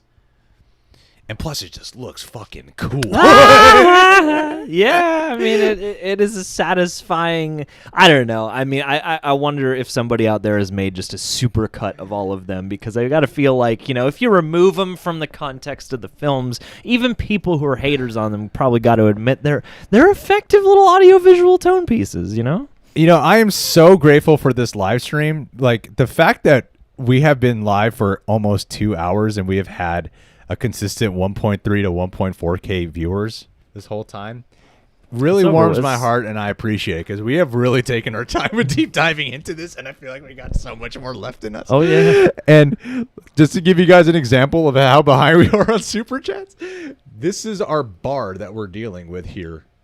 So we got the tiny we haven't scroller. even refreshed this yet. We got the tiny scroll. And I really I sincerely appreciate that, and I appreciate everyone who's been here this whole time, because like this movie has meant a lot, and it's been such a journey, and so to have you guys be like a participant in this journey with us has been like amazing. Thank you for sharing it. Thank you so much. Like this has meant a lot, and like fucking like this movie's been so long in development to see you know what's been great too about the fact that it's 4 hours long. Because of the fact that it's 4 hours long, it's not something that people can just watch in a day and only go trending for a day. Yeah. This is something that like the day before it premiered at midnight, it went trending. And then it's trending all day Thursday, trending all Friday. It's been trending today. And it's so cool to see how, like, because it's 4 hours, not everyone can finish it or watch it until like Friday or Saturday. So it's just going to keep trending for a while. And I'm like, what a beautiful moment in cinematic time. Like this to me is the ultimate game changer for streaming services. Because, like, what doors does it open up to, like, wow, a 4-hour movie is getting so many people watching this and it's been trending. This is, like, such an event. Well, that's the thing is you might see, like, I know a lot of people are talking about that, like, oh, if they had to worry about theatrical, this would not have been 4 hours. And part of me wonders if, I mean, they can't all be this scale of, like, hundreds upon hundreds upon hundreds of millions of dollars to make, but I wonder if we will start seeing bigger, wider, longer movie format things come to streaming where they don't have to worry about things like how many times we can play this in our theater in a day to make the money back. Right, you know, because part of the reason of restricting the time is so that they can play it more times. So I guess I don't expect the movie to set a precedent, but at the same time, I can imagine some visions being a lot more accessible given the success of this. Right. It's interesting. It's quite interesting. Are we able to find the Stream Elements one? Yeah, we can log in. I don't think it'll destroy the stream to do so. All right, do your thing, John. Ricky Luke Cage Jones. The differences in theatrical cut and the Snyder Cut is the easiest way to show and explain how racism at your job works. Ricky Luke Cage Jones, you know, I'm not sure I would agree with that. I think they only cut out the Asian and black people. So no, they definitely. I mean, I don't know if it's exactly a confirmation of how racism works, but when you do watch it and you're like, they did cut out like the Asian and black people in this, you can't help but kind of go, I think there might have been. Certainly it's hinky, man. It kind of seems pretty apparent that they cut out Asian and black people. Yeah, there's no two ways about it. That's hinky. Like, that's strange because, again, it excises like so much of the personality, the character, like the heart of the. It hurts the movie to remove a lot of that stuff, so it seems like they wanted to for some reason. Yeah. And that is baffling to me, absolutely. Yeah. Hashtag racism sucks. Okay, we know some people contribute to our stream elements from the earlier stream, so we're going to log into here right now. And if we lose the stream, I'm sorry, but we don't think theoretically we will lose the stream. No other streams set up here. As you know, you got to log in with the same account that you're using to stream. So you think it'll work? Let's see if think we're still live. I think it'll be fine. Let's see if we're still live. It'll be fine. We're just trying to access the stream elements and here. Of course, Stream Elements has like a million walls. As long as we don't clear. go live on Stream Elements, we'll be A-okay, right? Yeah, I think we should be fine. Oh, wow, we got quite a bit that we fucking, oh shit, we had so much. Cool, breaking them in. Okay, all right, we gotta make sure we catch up on these two. Okay, so if we click them individually, that's how we All right, cool. All right. So we're gonna catch up on some Stream Elements here, which have a much more wider variety of questions as well, and of course go through here. But yeah, mixing up the conversation really quick. Yeah. John and I are committed to honoring everyone who contributed. If you contributed, if you're here, if you're in the room, Bradley first. Just click it. Just click it. Click the oh no. Yeah, you said just click it. Click the question. Yeah, go click the question. Hold on, John. Fix this. Okay. Fix this, John. We're losing viewers by the second. Everyone hates me. All right, 1 to 13 of 13. Perfect. All right, here we go. Hey guys. All right, this is looking a little small, but not for long. Here we go. Hey, guys, if no one's asked yet, what'd you think? Thank you, Bradley, also, by the way. Great question. Of the Joker scene. Do you think Jared Leto could be on the road to redemption? Much love to you both. Do I think Jared Leto could be on the road to redemption? Yes. I think if you get look, he hasn't won over everyone. All right, it wasn't long enough, and there wasn't enough variety to make everyone get on board. I know some people who really are like, no, I still don't like it, and there are some people who are very much more on board for what he has to do or what he can do. Absolutely. I think what we really need is the Ayer cut. I think we do. We need the Ayer cut because there's been so much talk about like you guys have no idea how good Joker is in that. You guys have no clue what Jared Leto did. So I think what we really need is like, is it the road to? Yeah, I think the road has begun. The success of the Snyder Cut certainly makes the Ayer Cut be a reality that you could entertain for yourself. Like, I mean, he went trending. Yeah, he went trending. Again, I was holding my breath because I was like, okay, if the Snyder Cut drops and it's lukewarm or it's okay or it's not that great, no Ayer Cut. But like seems like the best possible outcome is the movie dropped.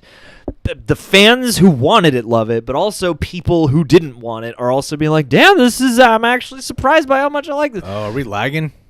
It's lagging here, although when we've asked in the past, people have responded being like, it's fine over here. So I think it's mostly this is doing like a real-time playback for us, and it's also probably keeping it low quality anyway, so as to not tax the systems and blah blah. But yes, if we are lagging just horribly, let us know. See, like in the chat there, I've seen some people who have been saying Jared Leto should be getting recast. And there's some people who love what Jared Leto did. I really liked what he did. I mean, he was eerie. He was unsettling to me. He was off-putting in a way that's not like, I don't want to watch this character. It was like off-putting in a way where we're like, ooh, this guy's creepy, you know? Like, my point with that, though, is it's still like you ask people about Heath Ledger, it's like clearly the majority love Heath Ledger. Yeah. You ask people about Joaquin Phoenix, clearly the majority love Joaquin Phoenix. I feel like he has won a lot more people over. I don't think he has won enough people over yet. That's fair. And I mean, Jared Leto, I guess now in the space that he occupies in the public eye, I feel like has more ground to make up. It's not just that people don't like the Suicide Squad theatrical cuts Joker. It's also that Jared Leto is a bit of a meme in and of himself, and is a personality that not everybody cares for. And so like that's something that I feel like they might have to work past, but I feel like if we got an Ayer cut and people saw that and it is true that his Joker performance is something special, I feel like that'll be the solution there. Yeah, I mean, see, like the more I'm seeing here, the more I'm like, yeah, there are people here. Life of Nate, we gave you several responses, buddy. And if you've got one that we haven't got to yet, just hold Don't on to worry, your socks. we're getting to everyone. Because we're behind. We just take a while on questions. We got a lot of questions to get to, boy. We take time to answer the people's questions. Everybody. The people's fist. Craig Stratton. Hey. 3 hours ago. Oh, boy. Barry saved the world by... we got late to open up this page. Barry saved the world by reversing time. That was peak awesomeness. Absolutely. 100%. That is actually the most... that is the most talked about. I felt like what the stream would tell us is what are the biggest takeaways. Easily, we've taken a lot of questions today. Yeah, in the last 2 hours, easily, Barry is the most talked about. Yeah, which I'm actually surprised by. Sequence alone. Yeah. I think the last thing people were expecting to really talk about was Barry Allen being like him having the most hidden sequence, the most focus on sequence, and it is. Oh, I'm still thinking. I like every time it crosses my mind, I'm like, I just want to watch it again. You know? Mr. Vaju, do you think Mephisto killed Lois Lane in the future Knightmare? Good to see you guys back. I hope so. He did. That'd be the greatest crossover. It was like Ralph Boner killed him. Look, they didn't put Mephisto in WandaVision, so I did. I'm giving every fan what they want. I can do whatever I want. Even if they're not a DC fan, you're still getting what you want. I'm still getting Mephisto in there. Yes, I think it is good. I heard there on one of the engravings on the name when Flash is fighting with Superman that one of the names is Ben Parker. I don't know if that was some fake ass tweet or if that's accurate, you know. Or somebody made up a random name and then went, shit. Yeah.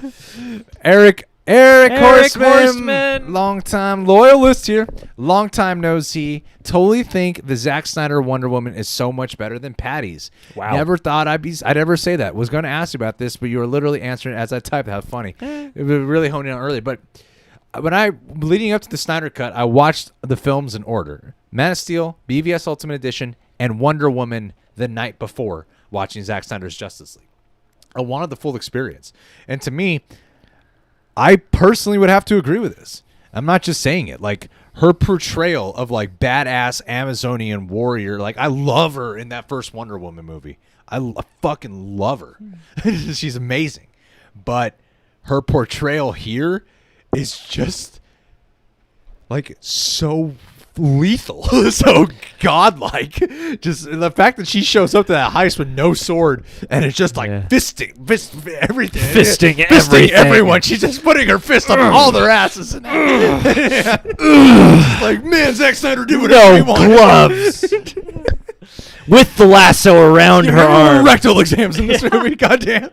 Yeah, I feel weird saying it, but this was my favorite Wonder Woman appearance because she does feel like the warrior, and also in the quiet moments, I really felt the history of, like, especially really her, and if you remove the context of seeing Wonder Woman 1984, not even to slight that movie, but if you remove that from your mind, you're like, damn, I do feel the underneath subtext of her character, this person who has been here for a long time, who has been kind of laying low, and who is, like, I could feel just all of that dissent in her presence. And then when she would fight, it was like a different caliber. It seemed like, she was... It's the most Amazon she's felt to me, like a true Amazon warrior is here, and the music embellishments and the interpolations on her theme they did with adding the vocalizations and stuff, and, even by association with the Themyscira sequence early on in the film, it really gave Wonder Woman an extra layer of presence that I was not expecting. And I was sitting here feeling kind of funny. I was like, damn. Even though like Wonder Woman is at the top, toward the top of my DCEU ranking, I'm like, this is probably my favorite Wonder Woman, hands down. Yeah. I do think that she, and like the way she interacts with Bruce, like, and especially like remember them, the scene when they hold the hand, touch the hand. They touched the hand. What happened there? We did it with like. We need the sequel. I haven't heard anything about like if Bruce and Diana are supposed to hook up, but when they do, it's like. I love the way they handled the comedy there. Justice League 2 is a romantic comedy. The comedy here is just even better than Joss Whedon's. Like Joss Whedon's, I thought the lasso scene was funny as fuck when Aquaman's sitting on it. That's a funny. I thought it was scene. Funny too. It's really funny, but overall, I think the comedy is handled better here. Yeah, which is the other funny thing. That's the funny thing, and I think that's what's really brought me toward the love of this movie is that. It's like I was expecting a lot of stuff and I was expecting a better experience overall, but what I wasn't expecting this movie to have so much and so satisfying for me was heart and humor, like, and warmth brought on by those things, because I was like, I don't associate Zack Snyder with humor, but hey, this is appropriately funny for what it is, and it's in every character's voice who's being funny at the time.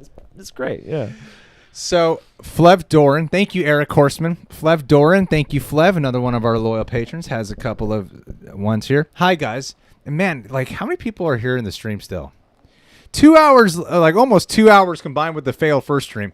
Like over 1,200. Like, that's really great for us, honestly. So thank you, guys. That means a lot to have you guys here. Like 10 times what we normally have, literally. I'm like, wow. So I really appreciate that. Like, we haven't gone live in forever. So thank you. Hope you guys are enjoying the stream. Flev Doran, hi guys. Just finished the film 2 hours ago. Definitely the superior cut. An actual enjoyable film with a depth of characters. Wonder Woman is the best. It's crazy how like two Wonder Womans back to back. Everything made sense, but sad we'll not get to see the continuation, at least not anytime soon. Keyword in the last part of your super chat there.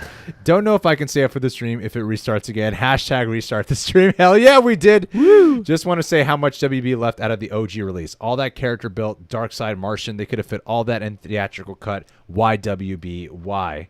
Also, they don't like money or people liking their movies. Also, what are your favorite low-key moments? Mine is the scene when Martian comes at Bruce's house and how nonchalant Bruce was about a green alien crafting. We talked about that earlier. You know what my favorite low-key moment was?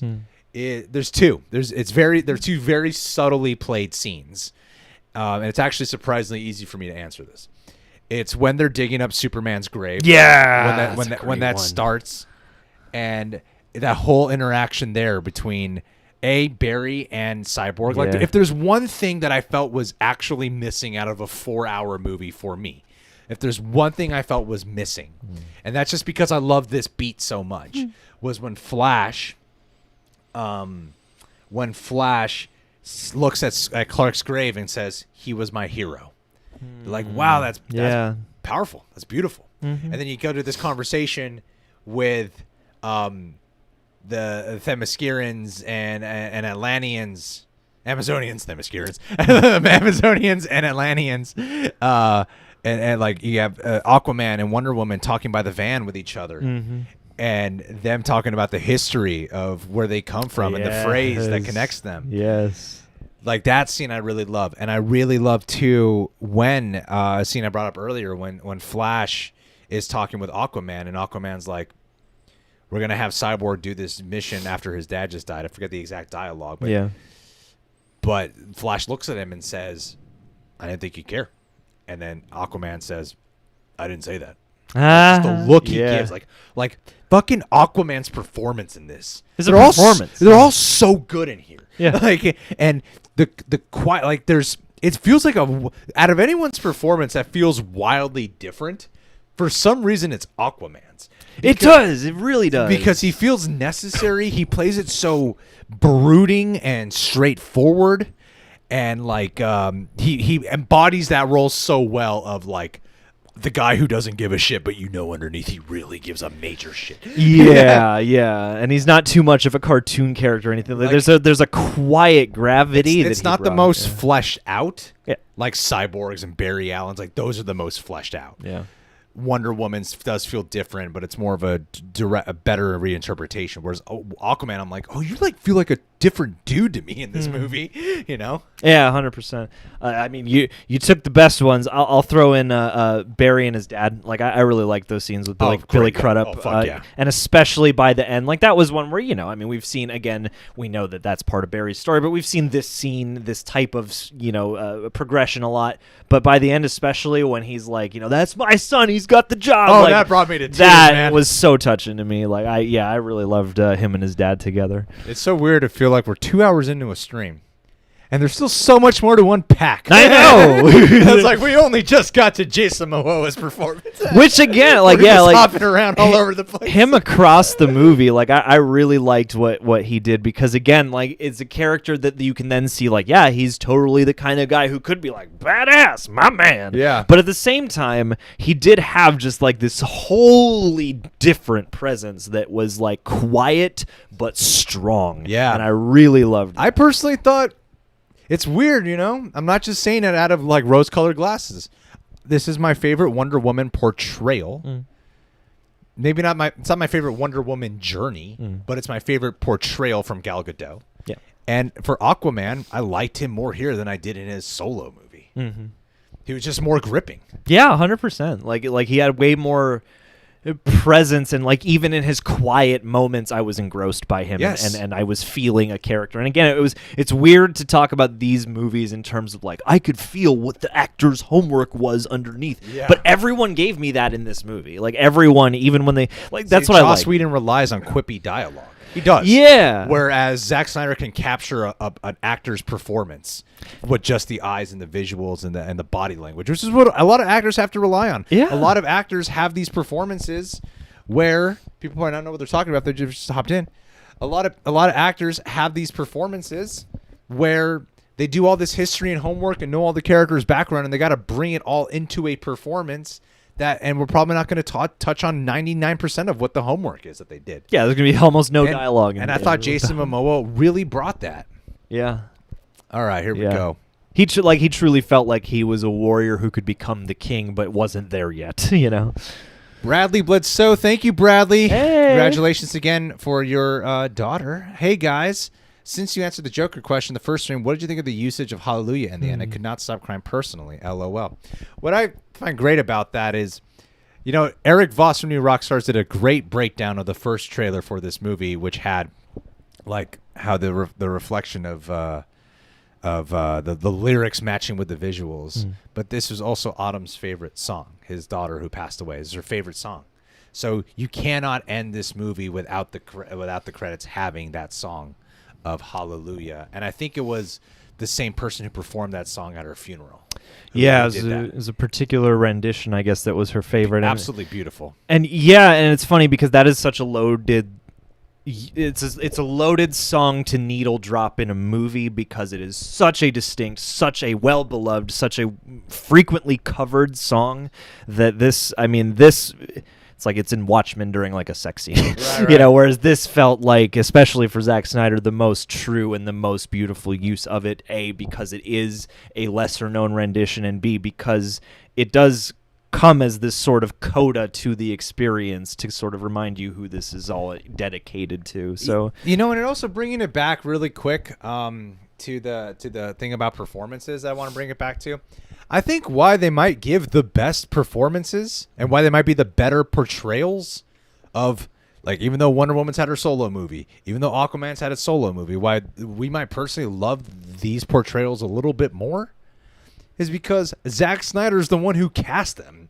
He had purpose. There was reason behind, like, no, you don't want me to cast this person, but trust me, I want this person. And only Zack Snyder mainly, I think, was the one who was able to see what they could do that studio people probably weren't able to do. And I think that's why, like, getting these performances of Aquaman and Wonder Woman who have had their own solo movies, they might shine in a different light here because of the fact that Zack Snyder was the one who found them originally. Because you're finally seeing what the vision was through the guy who selected everybody. That's a great point. I hadn't even thought of that, yeah. Snyder could make a cool X-Men movie. I'm actually wearing the Daredevil hat because he said I think he can make a great Daredevil movie. Oh, 100%, yeah. Eric Horseman, this is for all the dead horses. Man. Dude, those poor Amazon horses. That was and human horses. There's a lot of horses. A lot of dead horses in that scene. But not Batman's horse. Where's Batman's horse? We didn't get the Bat horse back. I loved watching the fucking that Amazonian fight, man. The Themyscira fight. Oh, like dude, this is so much better. It was just like it's so much better. He captures those the Amazonians in a way that are so. They feel like Greek goddesses or something, you know. They feel like warrior goddesses, all of them. They're like these brutal machines, and the style, the sleekness. They felt like, you know what they were? They felt like the female equivalent version of the 300.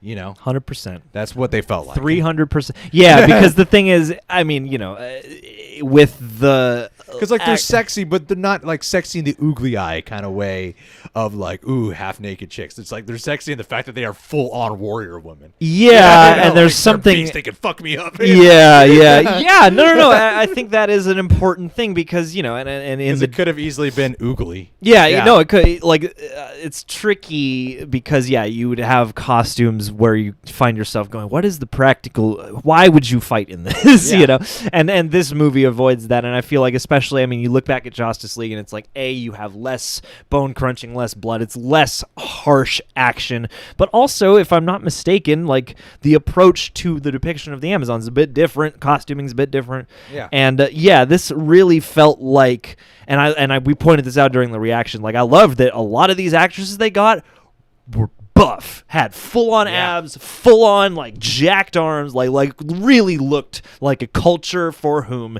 being built like a brick shit house and being able to handle business, whether in formation or on your own, is key. Like and that came out so much. Like in Wonder Woman, you get the society and you get the flavors of who these people are and what their society is, and you get the more sort of day-to-day flavor of that. But this one really solidified, this is a tribe of warriors, a tribe, you know. And you really do feel like they could demolish you. Bringing it back to the dead horses part, though. Yes. Yeah, like, I thought let's beat the dead horse. The stakes were so felt because she does whatever she can to get the mother box out of wherever the mother box is being stored, right? Where the parademons appear in Steppenwolf. They do the collapsing, the sacrifice of these people. It falls into the water. All that for nothing. That's a great way to establish your villain as this real threat. Yeah. The sacrifice of your people, it collapses into the water, and then boop, they all just come right the fuck up, and they're like, that ain't stopping us. And then it turns into this game of like catch the mother box. You know, it's hot potato. Yeah, it's hot potato with the mother box, and like the choreography of it hot is mom. So well done. And the choreography, dead horses along the way, unfortunately. Well, and that's the other thing too, is like that. I mean, rest in peace, but that also makes the action and the war feel that much more heavy and grim, is when you got like horses being leveled and like there's a low key moment when that one warrior is trapped underneath the horse. Like that's real. That's a real situation for some people. Yeah, you know, it's heartbreaking. I'm like, I cared about people. I'm like, I don't even know who this woman is.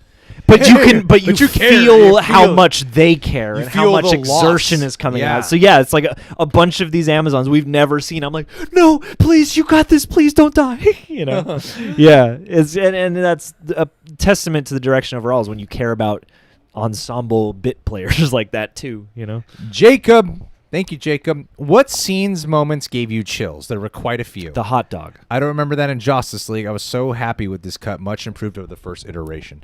The scene that really gave me chills, which should give people chills, is when two moments. One moment I touched on earlier is when they go into the tunnel for the first time once the just after talking with Commissioner Gordon, and they all start hopping into frame, and it's like they're slowly walking into the action scene. Yeah. You know, like that is a chilling moment to me with the music playing.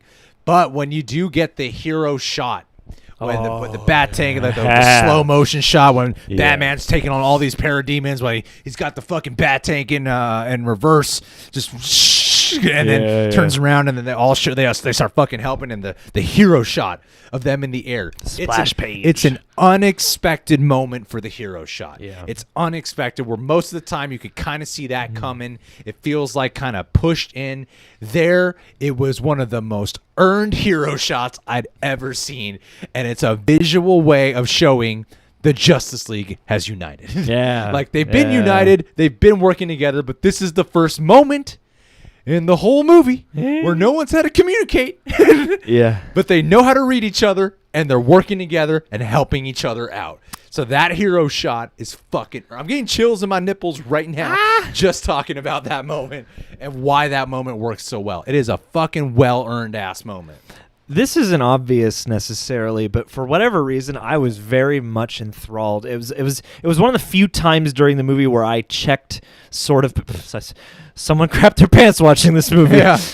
That's, we said that in a video. Someone had to comment if they crapped their pants. So good. But the Aquaman entrance when they're in when the Gotham Harbor is draining, it was one of the few moments I thought back to Justice League, and I was like, oh, that's right. He's not with them, and he's going to show up. And even in the midst of me having that thought, just the way the moment played out was so much better and came with a much greater sense of catharsis, because Aquaman truly is, like, if he didn't show up and stop that barrage of water from overtaking them, they wouldn't have got out of there, at least, or things would have gotten a lot worse and a lot more complicated. And weirdly, that gave me the chills, aside from moments that we've already discussed heavily, because I was like, that's an entrance for Aquaman now. Like, hell yeah, like now, and he's joining in with the team and all that. What I can't really remember is when Aquaman does show up, he's kind of like, you have to like pay close attention, and then suddenly you see him, he's like just standing in the water. Yeah, he's kind of like appearing like an apparition or something. Yeah. But that's showing just how much control he has over surfing the waves. It's like he's not overtaken by the momentum. Yeah. I thought that was such a great way to do it, and with the music cues as well. Mm-hmm. No surprise. And one thing we haven't really talked about in 2 hours that no one has brought up with us is Darkseid. We haven't talked at all about Darkseid. I'm just realizing that right now. Well, and it's funny because I would have maybe even expected some people to be like, not enough Darkseid. They totally teased him and it was a total bust. But like I thought even he's great. His presence is the perfect amount to me. Jacob, I don't mean to hold up the stream of Back to Pregnancy test. I've watched dozens of reactions reviews, and people mention the test but never talk about this. If you look closely, she grabs the test and goes to the bathroom, maybe implying pregnancy. I think just cutting to the test implies pregnancy. Yeah, I mean, I think that, and then another pregnancy one for you guys. If you got your HBO Max, oh wow, that's the best frame in my opinion. The baby basket. She's been Martha on the steps. I mean, it's been pointed out. You're not the first one in this. I've seen other people in the stream going back and forth talking about it. So apparently, Lois is most certainly pregnant. Yes, congratulations. Super babies are coming. I think you're 100% right, Jacob. Trust me. I think you're validated. I know we've touched on this quite a bit, but I believe you're validated. This is all just a lead up to Superman and Lois. Yeah. There are two kids. Ace Cashman. What a cool name. Yeah. I'd hate Joss Whedon too if I went from essentially being the main character to being a background character with not much to do, referencing Ray Fisher. That's what I mean. Earlier in the stream when I was like, look, you cut out even if Joss Whedon was, let's say Joss Whedon was a really nice guy. And then you watch the movie and you're like, dude, you cut out all my shit. Like, all my shit. What gives, dude? That makes me a character. Yeah, that makes anyone care that I'm here. It's like 20 minutes. Like, dude, why would you do this to me? You couldn't have excised a different 20 minutes. Too, man. 100% there with you. Mm-hmm. And then I think we're caught up here on the up on the stream elements. We're caught up on the stream elements. Hey. Oh hell yeah! Look at us catching up. We are guys. killing the GAME. I want to touch on one thing about Darkseid really quick, if you guys don't mind. Talking about Darkseid. Talking about Darkseid here. something that I've seen a few criticisms brought up about Darkseid, because I thought he was great. Yes, he's more for sequel setup, but he has such a presence and does so much to inform Steppenwolf's character as well. Yeah. And the threat of the mother boxes and all that jazz. So I don't like, as much as like his story will feel complete if we are able to successfully get Zack Snyder's Justice League 2 and 3. I don't agree with this. When they said that the first time you see Darkseid, he gets beaten, right? Like he gets hit in the shoulder. It took a lot of people to take him down. First off, the armies. It took the age of fucking heroes. It took Atlanteans, Amazonians, Lantern Men, all uniting together to take him down. So I don't think it's as simple as some people have been like. I think it kind of undercuts the character if he's taken down the first time you see him. Like, no, you're actually showing just how much it takes to take this guy down, and it's a younger version and one where he's already been conquering, and that's the whole point of making the Darkseid threat feel more personal, because he lost on Earth, and now Earth has the anti-life equation, and so the fact that he has this rage within him, he's gonna want to get his revenge against the people, the one Earth, the one world that took him down. So there is this criticism about, I think it undercuts his character. I'm like, no, it doesn't at all. I think actually it heightens it, especially if we are able to get 2 and 3. He's going to be pissed. It's going to be personal for him to be here. Yeah. Yeah, I mean, because now he's also going to be pissed that he has to get his hands dirty. Motherfuckers. The guy he sent to get it done, who he didn't even think would get it done, didn't get it done. Yeah. So shit, now I got to do this myself, you know? All right, so we got a couple of Streamlabs super chats here. Thank you, guys. Thank you, guys. Cinema Gorilla, how's it going, bud? John, do you want to adjust the framing of this a tad bit? You did it, John. You're the best. Oh, John, you fucked it up. You're the worst, John. Oh, yeah, that's Too right. much, John. With Stream Too much, John. Labs, we can't zoom We're on in a roll. I feel good. too hard. I feel good. We're talking Snyder Cut. Yeah. We're 2 hours in. There's more to unpack. There's so much more to unpack. When the Flash said the life of justice chose me, I felt that. Thank you, Kings, for the streams all week, especially the video of actor Amanda Maud's story, finding out she's in the movie.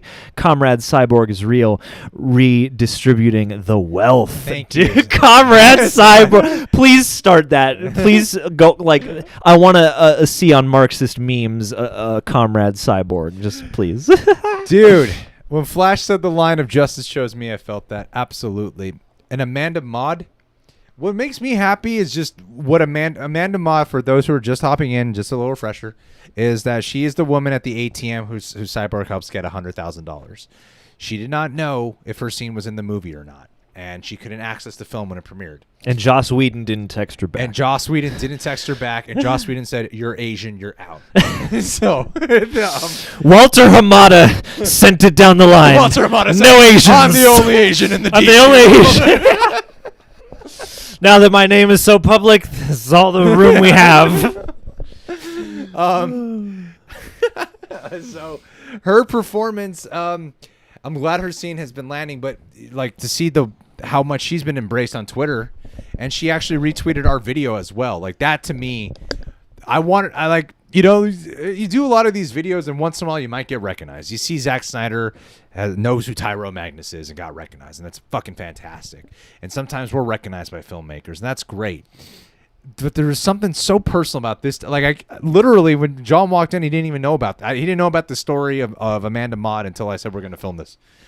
And like that was a story that really meant a lot to me, and I felt that it's important that people know about it, and the fact that she now knows about this. So, and she retweeted our video too, and I was like so happy that she discovered it. You know, it's just another. It's weird. It's like it's a weird. Like she's not Zack Snyder, but for some reason it means just as much that she saw it. Yeah. But I mean, it's somebody whose life was touched by this, and who like it was just so moving to see so many, even just fans jump in and be like, "Yes, the scene's there. It's one of the best scenes in the movie. Like we're so glad they put it back." Like, and it speaks to, I think, there's a lot of talk about fandom, but yeah, it speaks to the best of this, and I love that this movie, weirdly, in the circumstances, having to face so much adversity, has brought a bunch of little side stories that are so beautiful and heartwarming out of it, So I feel like this Zack Snyder's Justice League was a net positive for humanity. Absolutely. 1,000,000,000%. Yeah. Thank you guys so much for being here. Dude, that's what I'm saying. It's like a lot of people didn't even cover it. Like, it's You're weird. saying in the chat right now. Looking around, it's like we're the more people only people who I covered thought it. more people would have covered it. So it's like this is like especially good call on your That's part. right. Oh, we got the one video no one's talking about. And it did pretty well. We we could try to explain the ending, It's or moments we like could that. talk about this one little tweet that I saw. It's moments like that, boy, that make it special. That make it truly special. Nat, thank you, Nat. If the Snyderverse is restored, would you want Shazam included? Fuck yeah. Yes. I think he would really mix it up. I want to so see much. what Zack Snyder's Shazam is like. The Zackaverse, Zachary Levi and Zack Snyder. Yes. Oh, that would be great. I would love to see Shazam. You got to get Shazam in there, especially with the age of the gods coming in. Yeah, man. Well, supposed and to introduce new gods and stuff. You got to get Shazam in there. yeah, and I mean, Superman went to school with Billy and Freddie. And I will say too, I think Dwayne Johnson sees the potential in getting Black Adam to be with Zack Snyder because he's got Dwayne to. Johnson put out like he showed the support for Zack Snyder, so I think that he wants to find a way to get it. Like clearly, see, here's the thing about the Snyderverse. Whether or not you like the Snyderverse or not, I think the one thing people can agree on, there is way more of a passionate fan base for Zack Snyder's films than there are any of the other DC films. Like the Snyderverse has a passionate base. Yes. Where the other ones you're like, let's see if this one's good or not. Yeah. You know? And if it is, people might love Cool. it. Aquaman made $1 billion. No fan of it. Like the fan base for that Aquaman movie is nowhere near as passionate. Like not one of these movies of Zack Snyder's made over $1 billion. And yet, even though Aquaman's made $1 billion, the fan base is a lot more passionate for Snyderverse than they are for Aquaman, which he had a helping hand in, obviously. Yeah. Yeah. Don't know. So I think, I feel like they wanted. Don't know if this was asked, but do you think that Ryan Reynolds would come back? Yeah, I mean, he was down. I think he would be down to come back for like a fun cameo or an appearance. I don't think he'd be down to I'll take up Hal Jordan again. Yeah, and I don't know if anybody would want to do that just because it would be a meme. It would be I feel like it would be take it seriously either. Yeah. Yeah, it's like I wonder if it would be anything more than a joke or distracting just because of how much he's embraced, how much other movies have literally commented on Green Lantern, all that stuff. But Zach was talking with him about bringing him back, and Ryan Reynolds was down to make an appearance in it. Hey man, but I'm sure Zack Snyder has a means of doing it I wouldn't have considered. So sure. I'd be game if they announced it. I'd be like, sure, let's see what that looks like. Zack Snyder's a great guy. Oh, we actually He's my best friend. We do have one more in here to do from Ace the Cashman. Ace. I think people mad at Darkseid losing are grossly missing the fact that it required literal Greek gods. Yeah, exactly. That's exactly what I'm trying to say. Yeah, it required the fucking world to take him down. He's Sauron, and the armies of men, elves, and dwarves all had to come together. And also, you have the line of Martian Manhunter at the end when he's talking with Bruce Wayne. See, I feel like everything's thought out. That's the whole point of this movie. Yeah. It's like 99% of things are fully thought out. Yeah. Martian Manhunter at the end of the movie says, I never thought I'd see the day again when the Age of Heroes would come together. Yeah. That's the whole point.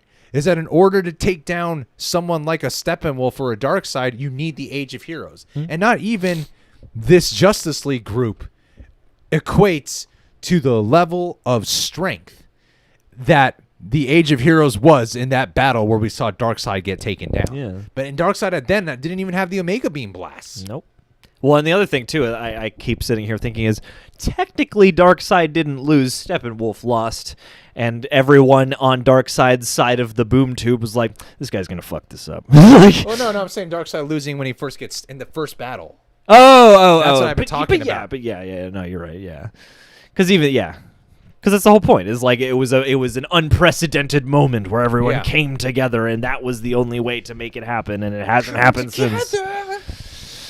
Get claimed. What does it matter, man? People have been so kind during this stream. That's true. Let's get ourselves copyright claimed Let's intentionally, do it, guys. Tom Cruise, Tom Cruise. Wonder, woman.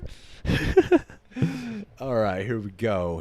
Back into the YouTube. Here, John, answer some questions here. All right. You are annoying, Popsicle. Thank you. Oh, ooh, we got to... Who are we blocking? All I see is people who need who to be are we blocked. blocking? Who's Popsicle? Let's block And him. he was still Uxas in the Darkseid. That's a good point in the flashback. He was Omni. still Ooks. Thank you. Still Uxas. Thank you. Who's Popsicle? The only gripe about that I have add them as moderator. I'll add Popsicle as the moderator. The only No, I'm not doing that, guys. I can't. I did. I just hit him. I can't articulate as well as someone brought up a nitpick with that sequence, and it was the one thing where I was like, "Oh, that is a good point," about them being like, "This was the one place we lost, and we lost the Omega Drive with that and all that stuff." So how did they not know the Omega Drive then would be on Earth, where they couldn't attain it, and everyone vanquished them, and it was the only world they hadn't been able to conquer? You know, like that's one nitpick about that sequence where I was like, fair. But him losing, makes absolute sense because he's still Uxas, and you got fucking Zeus and people. Yeah. You know, you got Ares in there, man. Yeah, Ares, and that was cool too. That's another little, not necessarily a low key moment, but that was another cool one where I was like, damn, once upon a time, Ares was key in saving the world. Yeah. You know, so even the recontextualization there would be rad. Oh boy, we are so behind on the super chats. It's okay. It's okay. We must power through. We will do this. We can do it. We are so prepared. Oh wow. We got Popsicle out the room. We're gonna do this. We got only good vibes now. We got only good vibes. We got shit to talk about. Oh my god, right, we're caught up. We're caught up. Hires Deborah Snyder. Okay, we're good. We're good. All right, let's do this. Let's do this. Woo. I appreciate this, guys, because you guys are keeping the conversation alive and reminding me of things I forget about. Feeding on your energies. We did talk about that. All right, cool. We did talk about that. Oh, the suspense is killing me. Oh, pizza sounds great. Okay, here we go. We're around here. Yes. Racism was the last one. Okay. Racism was the last one. We left off with racism. We left off on racism. The last of the racists. Pandemic Jones, what's up? I missed you guys. We missed you, Pandemic. Thanks for being here. I don't know what has been asked yet, but I just want to say that I loved every minute. Did not feel like 4 hours to me. What were your guys' favorite moments? I loved everything Cyborg. I mean, I feel like we've kind of touched on all of our favorite moments throughout this live stream, so I'm trying to think of another moment here that I really loved that we did not really talk about yet. Barry and the puppies was hilarious. I liked, you know what? I thought there were a lot of no one's brought up Alfred today, but shouts out to Jeremy Irons. Even though I feel like he maybe gets pared down a little bit by the Snyder Cut, I still loved his scenes and his presence throughout. Especially, you know what? Him and Bruce on getting out of the plane, that scene they added back in, where he's talking to him on the runway and whatever before they, fly back. Faith, Alfred. Yeah. That was a great scene. Actually, I love that when Alfred got really excited about the plane starting to work. Yeah. This whole movie, they've been working on this plane together. On that detail of it wanted to fly. Actually, let's talk about Alfred a little bit. We haven't talked about it because I do really love how there's a flipperoo here where Bruce is so goddamn cynical in BVS. And Alfred's the one who's just trying to get him to be a little bit more positive. A little more human. Yeah. And in this one, Alfred is so cynical about this whole process. Yeah. He's like, I don't think, maybe a guy in the cave is not the one to unite a team. Are you sure you want to do this? Lex Luthor had some thoughts. All right. Okay, you got the team together. You did it. But do you really want to resurrect Superman? Alfred's Mephisto. He is always playing devil's advocate. There was one scene I really love that might not feel essential, but it's another thing that I think fleshes out the character and makes it feel more human. When he's working on the gauntlets to block, beams and shit. And his Black Panther gauntlets. He's talking with Wonder Woman. Yeah. And then Wonder Woman wants to make tea or coffee. I think it's tea. Yes, she's making tea. And then Alfred, she's like, no, I can make it. And Alfred doesn't want any, but no matter he's what micromanaging the tea. The whole time he's just micromanaging the tea because it's it reminds you that, oh yeah, this guy was originally a fucking butler. And she offers him a cup, and he's like, no, I'm good. I don't want whatever you're making right now. He doesn't do any butler things. it's all the man in the chair things. Yeah. Yeah. So I think a lot of the Alfred stuff is great. Mm-hmm. I love how he's the one who objects against Superman showing should we really get Superman? Yeah. And I love that moment with Ben Affleck being like, it's you shouldn't wave the red cape at it, but when you wave the red cape at this one, he charges back. Yeah. I love this that. Red cape. Yeah, Alfred. Alfred. Real good. Justice for Alfred. Justice for Alfred. Release the Alfred cut. Jose Velasquez. Hey guys, love your videos. Just watched the Snyder Cut yesterday, and they should have released this. Also, just saw the first episode of Falcon and the Winter Soldier. Hell Man, yeah. I gotta say, I love Falcon and the Winter Soldier. I really do. I'm excited for it. I don't care about it. But damn, what a week for it to get overshadowed by the movie boy. people have been demanding for years. Like it's doing great. Like it's still doing great. Falcon. Don't get me wrong. Falcon and the Winter Soldier is still great, doing yeah. great. But I think we gotta face some facts But here. it's Zack Snyder's weekend. Definitely being overshadowed by Snyder Cut. Yeah, and maybe next weekend. We'll see. Like by episode 3, Falcon will be back on top. Niraj Krishnan. Hey, Niraj. Mm. Would give this version a 7 out of 10. Enjoyed Cyborg character a lot more. I know I'm in the minority. Didn't need the Martian Manhunter cameo. Like we've discussed throughout this stream, there's parts about it that felt like setting up for sequels. There's other parts about it that I really did love. Overall, I'm glad it was here for the payoff because we might not have been able to ever see Zack Snyder's Martian Manhunter brought to life. We might not be able to see him continue on. That's the reality. It's like the reality is we might or we might not. Yeah. You know? Yeah. So it's like might as well, in case this is his only shot, to feature Martian Manhunter. Yeah, it's like in that scenario where it's like, I don't know if we'll ever do this again. Just put your dream list in Right. there. You know, yeah. It's like you could take him out and the movie wouldn't really change, but I'm happy to have him. Eric Morrow. Nothing. Thanks, Nothing to Eric. say. Those are the best kind of super chats right No there. thoughts on the Got nothing Snyder to Cut. work off of here. Yes. I appreciate that, Eric Morrow. Eric Morrow will get it back to us on the morrow with a comment. D-Rock. We Drock. need Mortal Kombat Snyder Cut. Everything is for. That's the thing now. Make Is a great Mortal Kombat movie, though. I mean, it would look awesome. Those It would powers look on display. amazing, and with the slow mo, would be the good place for the He'd slow-mo. be able to get half-naked Sonya Blade actually feel like it's not sexist. We've come a long way from Sucker Punch. feel like he'd be able to Because pull that that. movie doesn't pass that test. He would be like, "Whoa, you get like the buffest ass Sonya Blade to be in." I would love to. I could count on him to cast that way. For though. some I would reason, we love that. cast supermodels to play Sonya Blade, and you have them train for a couple months, where he would get like a buff ass Sonya Blade. I really wish that president would be more, because it's such an upgrade when Be you like, have jacked Themyscira. which wrestler do I like? Let's get her. You know? Yes, yes, yes. Kenneth Rathbun Jr. Unfortunately, WB will do the ball, drop the ball. I'm trying to say, and lose all momentum of this success. That's the sad part, man. This is the exact position WB did not want to be in. This is 100%. This is why they went to all that effort to sink this movie the first time. This is 100% the position they did not want to be in. They did not want were wrong. the world to be like, you were fucking wrong, Yeah. Warner Brothers. You don't know what you're doing. This is 100% what you're what they talking didn't about. want. And oh my God, were they wrong? Like, It's- so wrong. It is incredible how wrong they were. It's got to be really weird at WB right now, because they have the most anticipated thing on Earth right now in Godzilla vs. Kong, and also the biggest eat crow moment on Earth right now with Justice League.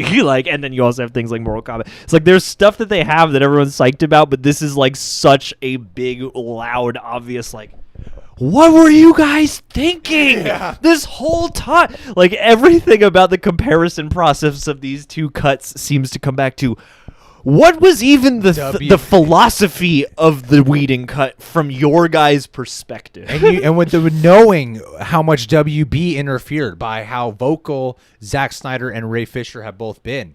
It's just like, wow, WB, this is really your fault, man. This is really your fault, this is WB. bad decision, bad This is leadership. really your fault, like, bad motherfuckers. decision making. But no, I'm really excited for Godzilla vs. Kong still. Combat and Matrix 4. I'm so excited for some shit. In the Heights, let's do this. WB. WB is very good to us. But, WB has been great to us. but also, this was embarrassing for you them. guys fucked this up, WB. Just saying. This was embarrassing for them. And hey, Walter Hamada, man, I wonder how he feels today. Damn, 2 new Godzilla clips dropped. Did not know about it. Maybe No. we'll put them up tomorrow. Film it, put it up tomorrow. Not I sleep. am willing. Not sleep, never sleeping. Thank you, Matthias. We'll look it up. Sylvester. We'll look them up. Sylvester Friesen Jr. What's up, guy? What's up, Sylvester? Mr. Live Chats. What do you think of Junkie SL soundtrack for the Snyder Cut? I mean, we've touched on it quite a bit throughout the stream, and I got to say that, yeah, if you want the best experience of it, go on a drive, listen to it. Work out, listen to it. It's So gonna- many different It's going sounds. to pull out a bunch of emotion. We've talk pretty in depth about it throughout the stream. So yeah, but I appreciate you chiming in here. Audley Jones, what would you want in a sequel if it happens? Okay, look up the storyboards of what's supposed to go on in Justice League 2 and 3. Look that shit up. And then I just want to see that brought to life. I want to see exactly what he had laid out brought to life. That's in some museum in Dallas right now, I think. I want to see that one brought to life. Those are the versions we got to get. Like, just look it up. You can just Google it. You'll find it. My answer is 9 words. A film by Zack Snyder. Co-directed by Joss Whedon. Let's do that. Bring them together. You know what I gotta say? What I'm hoping for that happens. I hope they bring back Chris Terrio, the writer, and I hope Chris Terrio gets some more recognition for his script. I feel like everything around this movie has gotten recognition, but Chris Terrio. Yes. When he fucking wrote this epic, and he wrote BVS, I think he co-wrote it. He deserves a lot more recognition for his writing ability. Write this shit out. Especially for a 4-hour movie like this to be as coherent as it is. I mean, no small part in thanks to the script, absolutely. Like, everyone's getting praise right now. Not everyone, but a lot of people around this movie are getting praise. But Chris Terrio is not. I don't see anyone praising Chris Terrio, and he deserves respect. Can we get Chris Terrio in the stream? Can somebody call? Someone call Chris Terrio? Is he hanging out at Ben Affleck's house writing his next movie? Yeah, he's writing a Batman script in silence. Release the Batfleck cut. Well, I mean, yeah, Smallface in the chat right now is saying that it's changed a lot since those storyboards were made, but I want anything akin to that. I mean, it seems like they definitely had this movie is laying the foundation for what those storyboards had within them. So while I would be almost certain that under these circumstances things would change, yeah. It seems clear that this is like a vote of confidence in the Zack Snyder vision. So if he's already got it mapped out further, then I guess that's the way to go. I guess what I would say, to be a little more clear, is to have the build up to the Knightmare apocalypse on Earth scenario, and really see that realized, and really get to live in that in the third part where it's a big battle to take on Darkseid. Yeah, and get back Superman. That's what I would want. It's like if anything has to stick, it has to be the build to that is what has to stick. Yeah. Oh, dude, can you imagine? Like, the Nightmare scene has to pay off. Yeah. The 2 Nightmare scenes have to pay off. Got to get your apocalypse like evil heroes world going. And I got to say, too, one quick thing in the Nightmare scene that we got, which is all a reshoot that Zack just did on his own, looks fucking great. Yeah. Blends with the movie. Blends with the whole movie. Yeah. It looks amazing. Mm-hmm. Like the background landscapes, I'm like, God damn, this is a reshoot? Yeah. I mean, maybe that's where some of those finishing funds went. Sergeant Simek. In the future, I want to hear just once. Meanwhile, back at the Hall of Justice. Yeah, that'd be cool. Hey, they got the table and they got 6 chairs. I mean, that's what we got. I think what we would need for a sequel, speaking of the back at the Hall of Justice, what we need for a sequel, for a part 2, is for it to really feel like they are the Justice League team that does assemble at this table. The Justice League of America. They need to feel like the Justice League, and then they need to have the despair and the darkness for the third one, or the apocalypse and all that. Yeah. But I think if you were to do a part 2, that one, at least half of that, you got to feel like, oh, this is them united, working as a team that bands together. Now being a team is our sort of state of being or state of resting. Yeah. Exactly. You need to be able to have that fucking the table that has the JL on it. Yeah, man. Need. Hey, they hinted at it. It's coming. Yeah, I want that heroic feeling throughout. Kind of like, I mean, I'm going to reference it, Joss Whedon, but kind of like Age of Ultron, what they were trying to do at the beginning of that. Yeah. But done well. Chase Gardner. Hey, Chase. How's it going, bud? Hi, Greg and John. Watched the Zack Snyder Justice League cut. Loved it. I want Henry Cavill to come back as Superman. Do you want Man of Steel sequel or a movie with a full Nightmare Superman movie? I mean, if we can get both, that'd be great. If we can get like a proper Man of Steel 2, that would be incredible. Yeah. I find it kind of funny how Superman, how we talked earlier in the stream, how this is Superman's arc, yet the more the movies progress, the less he's in them. Which is fascinating because especially at the end of the Snyder Cut, it does feel like, this is the sort of formation arc Clark, of Superman, more so than Clark. And yeah, it almost feels like now might be an appropriate time to do a Man of Steel 2 where we can check in on him now in the sort of more traditional lane that we know him from. Puns. And have it, take place post this and take place in a world where he is just established as Superman now. Like, I don't know.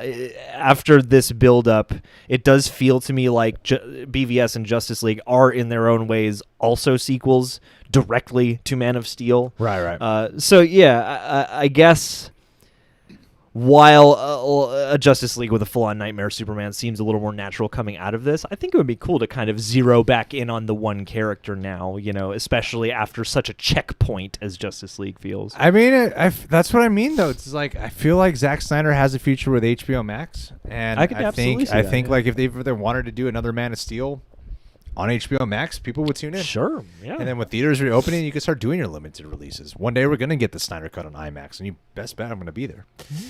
Audley Jones, is the Barry Iris stuff canon for Flash? It is cute. It's supposed to be. Yeah, they're bringing back the actress who played Iris West. She might actually get a line of dialogue. Well, and I know there's debate, but in our comment threads, I've heard it say that they wanted Aquaman to be a sequel, a follow-up to this version, and not to the Joss version. So I guess, it seems certainly like it would be canon now, especially if she's going to be in Flash. Why doesn't Mira have a British accent then? That's a great question. Huh? Yeah, that's a good. Where's her British accent? Maybe they figured that since Wanda could do it, Mira could do it. I love how Volko just seems like so much more tragic in this one. Yeah, and desperate and like, God damn it! Why won't you take up your mother's trident? Because as of this movie, we haven't seen him doing this for years. This is just like his everyday life, just like, please. Getting on my fucking nerves. I made a pledge that you would take up the mantle. Damn it, I am supposed to be your teacher. I'm supposed to mentor you. The Initiative. Love the MCU, but the director-driven films of DC, Joker, Snyder Cut, Pattinson are extra inspiring to me. They make me more enthused about the genre. 100,000%. Like, I love the variety that the DCEU offers, because as much as I'm in love with the Snyderverse, I love a lot of the films that are not part of the Snyderverse specifically. I mean, Birds of Prey technically is. And we're champions for Birds of Prey. I love Birds of Prey. Film. We've gotten a lot of shit for liking. And you still don't believe it. For that. Still like that movie. So, yeah, I mean, like, I do love the variety of it. And I guess the big question is like, can they start really doing this with characters who are not as popular, not as familiar? You know what I mean? Like, we got, like, Jokers and Batmans and might now have multiple Supermans. But can they pull off more of these? Like, I want to see them go down more villain paths. One story I've always wanted to see done is a Scarecrow standalone movie, a Jonathan Crane movie. Yes. Like, there's so many different fascinating origins with the guy. I think you can do a great Jonathan Crane movie. But yeah, that's a big part of why I love the DC right now. I think that's what makes them separate, is the fact that they got these multiverses that are already connected. Yeah, and I feel like there's something to that. I don't know. There's something to that about having a wider. I don't know. I feel like you could do almost like a rogues gallery anthology and incorporate Joker and various others like that. Like, I feel like the DCEU, regardless moving forward, there's a lot that's guided by and based on what Zack Snyder envisioned for everything. However, because they aren't necessarily doing exactly what Marvel is doing, I do think, you have a nice opportunity to really get some filmmaker-driven films that could fit into an overall more loose continuity that maybe has, your Justice League, Man of Steel stuff, the more traditional characters that are your main sort of timeline that we're following, but then, embrace the fact that you don't need to do so much interconnectivity or find a different way to, explore and to keep what the original thesis of the DCEU was, which was filmmaker, not committee-driven films. And, to watch as WB has abandoned that idea so many steps along the way is fascinating. But I would love to get more of those director-driven side and less known character films, because that's another big hurdle that I feel like DC in the movies hasn't crossed as much. Is like Marvel has brought in a lot of oh damn, this character who now everybody who's a lay person has to learn about. Mm-hmm. I feel like the closest we've gotten so far in an obvious way is like Martian Manhunter now, is some people are going to be like, oh damn, who's that? So yeah. But even there, he's been explored in other mediums already. Yeah, absolutely. Lily Aguilera, thank you for your super chat. The Initiative, thank you, Lily. I love it. There's like nothing here. So We funny. love you too. The Initiative. Hope Marvel takes a cue from the Snyder Cut and they aspire to do longer movies, maybe even some straight to streaming flicks. I mean, That's their series. I feel like their series of Marvel, are already straight to streaming flicks already. Some people already make the mistake of calling them films, like and they kind of serve that purpose to fit in with the films. So. And they keep going like it's a 6-hour movie, you guys. Falcon Winter Soldier. But I think DC has a market to tap into. And speaking of DC, I hope they do more Doom Patrol. I hope more people watch Doom Patrol. Secondly, I'm seeing a lot more people in this chat right now who actually like Birds of Prey. Way more than I expected. Guys. So, fuck yeah. That's what I'm talking about. That's why you're here with us. Some people don't, as I'm seeing some comments too. But one, Alberto Martinez Oh, dude, you have such a lovely name, and we're going to do it justice. I missed it. Garcia, I'll say. Love you guys. Salud, I think it is. Saludos de Mexico. Thank you. Yeah. Saludos right back, day, America. The Initiative. I guess I'm trying to say I'm curious about how the Snyder Cut will affect the superhero genre going forward. If Snyder could direct a Marvel film, which would you want him to direct? I vote Fantastic Four. I don't want him to do Fantastic Josh Trank, Four. .2. I think I would want him to do Daredevil. He said he would want to do Daredevil. And when he said Daredevil, I was like, he would make a great Daredevil movie. That's about the perfect character. Yeah. He would do an incredible Daredevil movie, Zack Snyder, like with the religious themes, the action that would require the visual landscape of capturing New York City's Hell's Kitchen. You could throw in so many more music because the character's blind. Yeah, I think he would do an incredible job. And doing like the visual representation of his senses. Yes. I think Zack Snyder would do an incredible Daredevil. Yeah, that's a very natural place to put some slow-mo. Yeah, it's exactly. Yeah, it's the perfect pitch because Daredevil allows for a lot of dark tones, but you're not full-on Punisher yet, you know? Lily Aguilera, who is your favorite character? Love your videos. Well, thank you, Lily. Favorite character in this one? It's Cyborg and Wonder Woman. Yeah, probably. Those are my two favorites in this, Cyborg and Wonder Woman. Cyborg and Wonder Woman, maybe even Barry.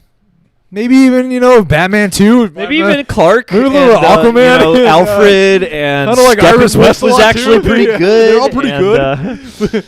No, I think it's a pretty solid tie for Cyborg and Wonder Woman for me in this one. Yeah. What are your guys in the chat? Who are your favorite character? Who would you say your favorite is here? There's been a lot of love for Barry in this chat specifically. Aquaman, most improved player. I gotta give him that honor. Mark, thank you so much. Love for you, Mark. Love you. Vavi Priv, love your reaction, guys. My girlfriend makes a big sigh every time I put on one of your videos. So big hello from her. Love from Norway. Oh, love to Norway. Well, you just tell your girlfriend that you're leaving her. Yes. Dump her ass. Yeah. Tell her she ain't worth it. We don't have enough in common. If she doesn't like the real rejects, what the fuck? Don't worry. Most people's girlfriends don't like us. Don't like the real That's what rejects. makes you part of the community. That's your girlfriend what doesn't it means. like us. She's rejecting you by not enjoying us. It's A-okay. Stay with her. I even encourage you to marry her. Yes. Give it a shot. Love to Norway. Thank you. XX3B, I feel sorry for Steppenwolf. He just wanted to go home to his family. That's the sad part about the Steppenwolf performance with the eyes that I was talking about. Yes. I feel kind of bad for him because he dude just looks so sad all the time. Dude just wants to get a little validation from the rest of his family. He's out here trying. He's out here doing a complex operation, getting his hands dirty. Oh man, poor guy. I completely agree with that. He is a womp womp character. Like if he wasn't such an evil character, you'd be like, man, I feel sad for this guy. Yeah. You can only watch one, the initiative says. Which would you rather watch? Affleck Batman film or Man of Steel 2? Affleck Batman film. Just because we don't have a taste of his Batman film. Deathstroke was not realized, and he was cast for it specifically. We have ideas of what Ben Affleck wanted to do for his Batman film. Yeah. So, yeah, I think the Batman film undoubtedly is the one I would most want to see, whereas Man of Steel 2 kind of lives in this weird ethereal plane of what it might be. Whereas like Ben Affleck's kind of had a specific vision, and the script was reportedly pretty damn good. Yeah. So, I would want to see the Affleck Batman film. Nash Sanadiki, Joss Whedon cut. The Cyborg ATM scene. Oh my God, what the fuck? Right there with you, man. That has been one of the most talked about scenes, and I'm glad it is. Superman's Kartik Sharma, Superman's dad, Wonder Woman's mom, Shazam's wizard, a tribe leader in Aquaman, and Joker in Joker. Did any Gladiator cast member appear in Snyder Cut? Did any Gladiator cast member? Oh, I get what you're saying. From the cast of Gladiator. Of the film Gladiator. Or just any... Not appear in Snyder Cut, I think is what I'm trying to say. Oh, man. That's the joke. Because he's already answering the question. I see. That already people have appeared. There are too many people in the Snyder Cut. From the Everyone Gladiator, appears. I think if we just forgot to put the word, did any Gladiator cast member not appear in Snyder Cut? And the answer is no. They all did. Yeah, Joaquin's in there. there. All did. Mm-hmm. Even the actors who have already passed away. They're in there. They're in there. Zack Snyder CGI'd them in the battle, man. Yeah. They live nearby. Like, and Richard Harris is just wandering around. It's like, hey, what's everyone fighting about? You know? Yeah. I want that cut of the movie. Billy Frschetti. Love you guys. Thank you. Love you too. What do you guys think about Luthor hinting at the Legion of Doom? You see, that's what he hinted at in the Joss Whedon cut, and he doesn't do that in this one. He gives him Bruce Wayne, the name of Bruce Wayne. So that's setting up the Batman film. That's why I want the Batman movie.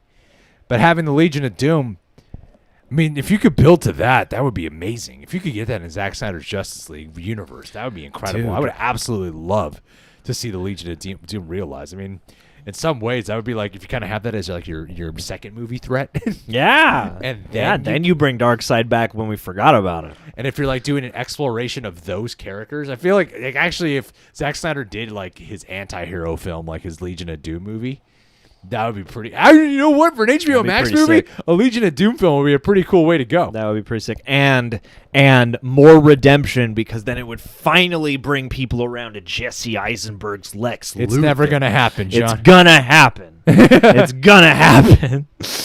I'm starting a petition to release the Eisen cut.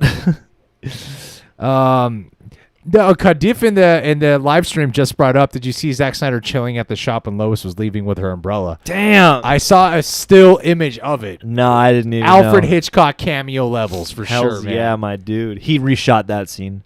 Yeah, just to put himself in the reshots. In case people don't know who I am, I just want to be in the film. Brian L. This movie was so good. Glad they gave Flash and Cyborg their due. I will watch it again tomorrow. Hopefully, Zack Snyder does the follow-up. Amen to that. Absolute I'm glad you're vodka. in. I'm glad you're in the same page as us. Nash Sanadiki, when he looks at his dad during the Superman scene, resurrection scene. When he looks at his dad during the Superman scene, resurrection scene? Who? Superman? He can't look at his dad. What I thought was cool with the dad part was when he's walking through the Hall of Suits and he's having the echoing voices of both of his fathers.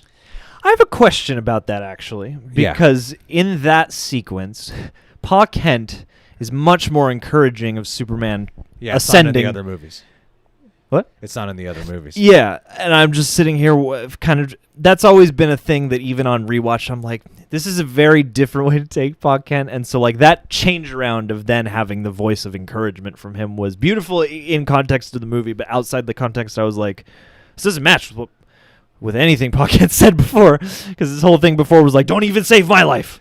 Don't even intervene. I think if honestly the one trope I kind of have a hard time getting on board with in a lot of movies and shows is Ghost Dad, like where this is from their own mind, this projection of Ghost Dad. This is what I wish my dad would say to me. And I'm like, when really they're just getting the advice themselves that they're not really a ghost, but they act as if a ghost is coming to them. Yeah. And sometimes that trope kind of bothers me, and it's in BVS when he sees his father. So I think what that is, though, is like so much of what Clark has had to deal with from Man of Steel is this sense of, I think, unintentionally Jonathan Kent has instilled a little bit of shame into Clark. Mm-hmm. I think it's very unintentional, though, of you have to repress your powers. Maybe you should have let those kids on the bus die. You know, like if the government found out who you are, no, don't save my life in this tornado. You cannot expose yourself. You know, like hide yourself, hide who you really are. And I think in that scene when he sees his dad on the mountain, when he's isolating, he's starting to see his memories of his dad in a different light. So when you're cutting to the flashbacks of Man of Steel, it's a lot of shame. In BVS, it's light. He's starting to see the light of him. And then here, I don't think Pa Kent ever said those things to him, but that's part of his character arc here, is the acceptance and feeling like he's feeling like that self-acceptance is kind of this projection of Pa Kent's voice in his head, like the actual lines of Jor-El, but the projection of the subconscious voice that he has of Pa Kent always in his mind of hide yourself to now embrace yourself. Like that inner voice that he has is actually his own voice, Clark's, but it's in the form of Pa Kent's voice. Yeah. So I think that's what's happening there. It's like, embrace yourself, fly, go to the sun, charge up, beat up Steppenwolf, murder, Snapshot's neck, boy, Snapshot's neck, be a good son. Yeah, kill them all. Yeah, that's rewind back time and save me from that tornado. That's why Pa Kent did that, because he knew that the second he encouraged Clark, he wouldn't be able to stop. Yeah. Pop culture but I really don't understand Zack Snyder's vision. That's my problem. No, you are a hater, and that's all that you are. Pandering to fans. Is this what you guys want to hear? Yeah, am I saying the right things? Comment below with what you would like us to say. Pop culture podcast. Love the actor playing Henry Allen. Hope he reprises his role in the Flash solo film. What's his fucking name? Dr. Manhattan. Billy Crudup. Billy Crudup. A very fascinating J. Edgar Hoover in that one Clint Eastwood movie. Oh, no. No, it wasn't J. Edgar Hoover. Was it J. Edgar Hoover? No, J. Edgar was that was Leo. DiCaprio. Yeah. Who was the other guy? Who's in? Billy Crudup was I don't playing. Remember who he played. No. J. Edgar Hoover was in Public Enemies. Yeah. Okay. Yeah, okay, that makes more sense. Yeah.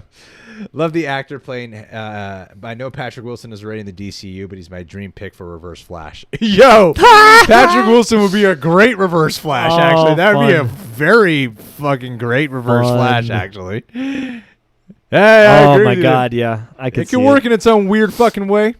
You know, I mean, people get there are instances across these things of like people recostumed and reworked into other roles. I mean, he's a pretty significant DC character at the moment, but I would never put it past him. Ronan, thank you, Ronan. Do you think that we will get a Red Hood film next year? How great would it be if in Zack Snyder's Justice League you find out Jason Todd is not dead and he's Red Hood? That would be an unexpected. That hasn't been revealed, and that'd be like a great unexpected reveal. But I would love for Red Hood to appear. There's still. I mean, I never know.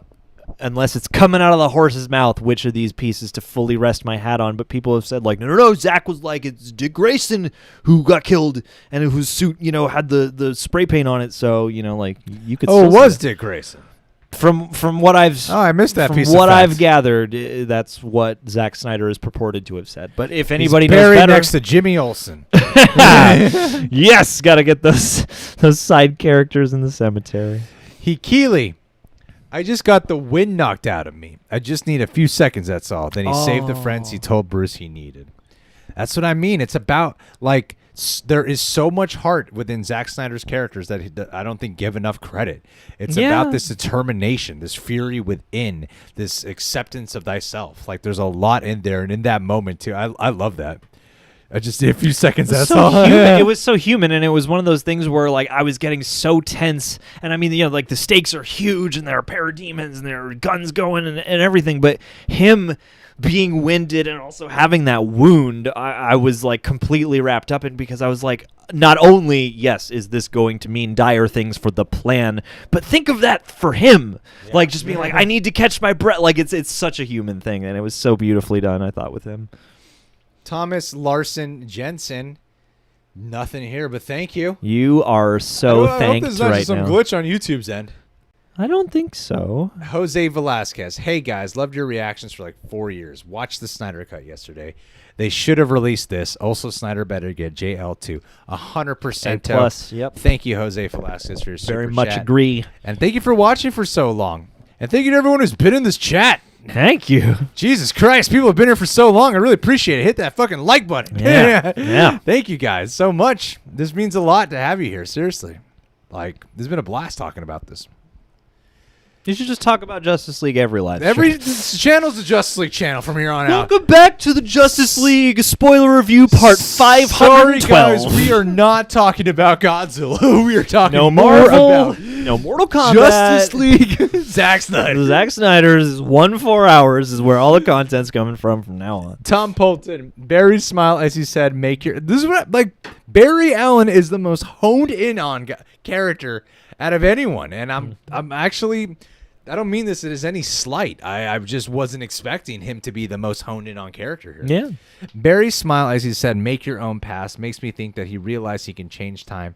He got the idea to save his mother. Thoughts? I think he knew he could change time. I think he was aware of the capability. He even says there, like, I have to break the rule. Yeah. So I think he knew that he was already capable of time traveling and be able to shape the world. So I don't think in that moment he was realizing it. I'm pretty sure he was already aware of what he can do. Yeah. Maybe that's the precedent for the rule. George Kent. Hey, George Kent.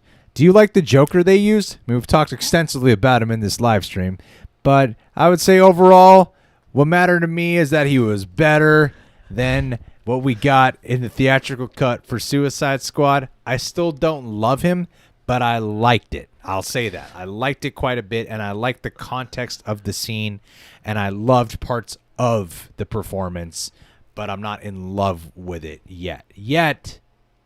I still liked it. All right, I got to make that clear. I liked it, wasn't in love, though. It's a good vote of confidence that makes me go, I would be interested to see this character develop the right way. Yes, you know? Yeah, and I think under Zack Snyder's direction, you probably do a great job. Or David Ayer's direction, if we could ever see what that looked like. Actually looked like, right? You know, yeah. Ernie Fertile. I'm glad the Flash versus Superman speed wasn't a trope. I didn't even get to my one point that I wanted to make when I was like, if there's one point I have to make, I totally dropped the ball on that. The one point I really wanted something that I felt was missing out of a 4-hour film. What didn't you get enough of? Was I wanted Superman to have a scene where he's just interacting with the Justice League, specifically Flash, because Flash does say he was my hero, and I would have liked an actual scene with just him talking, even if it's short, like 20 seconds, just something of like, "Hi, I'm Clark. Nice to meet you." Yeah, you know? like actually, now that we've done all this, yeah, you almost could have broken when they're all standing on top of the wall, then just like, so hi, I'm Clark. Especially with how much Aquaman was like, "This is a terrible idea." Yeah. Oh shit, this is bad. We shouldn't be doing this. God damn it. It's like if there was a moment where they like shook hands. Yeah. Just that. That's all I wanted was like a shaking hands or Barry being nervous to say hi. Some kind of, like just after the game is done, sort of like, hey, we can actually kind of greet each other for a second and rest in the triumph of what we achieved. Or Superman just being like, sorry about earlier. Yeah, yeah. Like something like that of sorry for attacking you guys, you know? And like, thanks for bringing me back. Like that was one little thing. I'm like, I wish that was in this movie. Like you get the hero shot, you get him picking up Batman, but I would have liked to have seen them have 20 to 30 seconds. True of talking ensemble group team moment. With maybe everyone.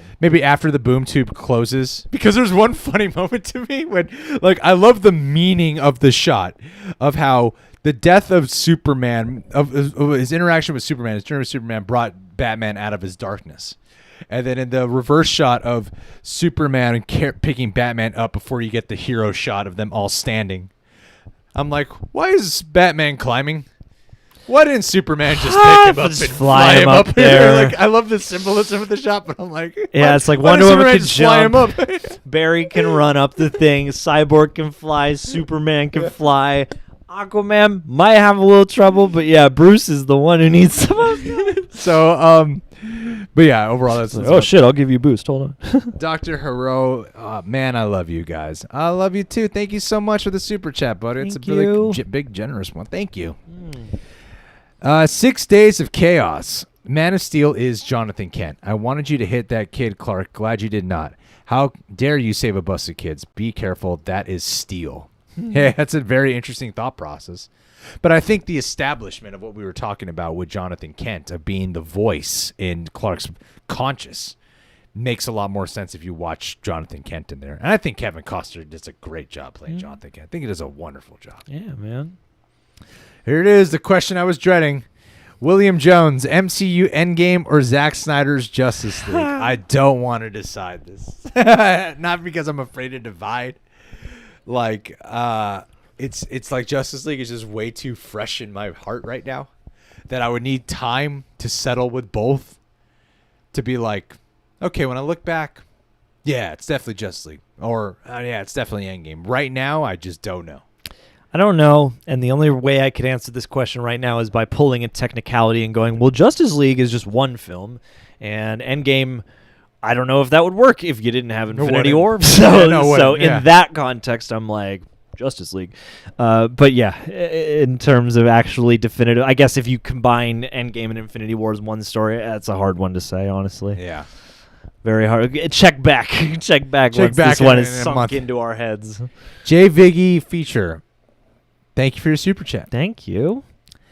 Galen Shumway. Thank you, buddy. How great is the music changes? 2017 Aquaman going into ocean, throwing down the whiskey, making him look badass. New version, the music makes him show he is alone in that scene, not in the best place. And this is a great example of what I put out a tweet that I was saying that this movie is completely different. That even the scenes that are reused, even the scenes that were in the Justice League, they're different here from the surrounding context and just from the context within, from the editing style, from the pacing, from the choice of music, from the lighting, from the way that they're edited. They're all different. And I think that's what's so great. Like this little example right here, like it's such a different feeling emitted in Zack Snyder's Justice League versus the Justice one. So yeah, thank you for pointing that out. Oh yeah, there's just way more fucking rock, man. Way more purpose. He's the storm within being personified by the sea. Life of Nate. We made it, Life of Nate. There's your $5 super chat. Hey, told you 2 hours later, we got there, buddy. Told you we had to catch up to it. The Snyder Cut made me actually love this version's Flash and Cyborg. Their chemistry is pretty cool with the scenes they share. And what about Martian? Fuck yeah, I mean, yeah, we talked a lot about them.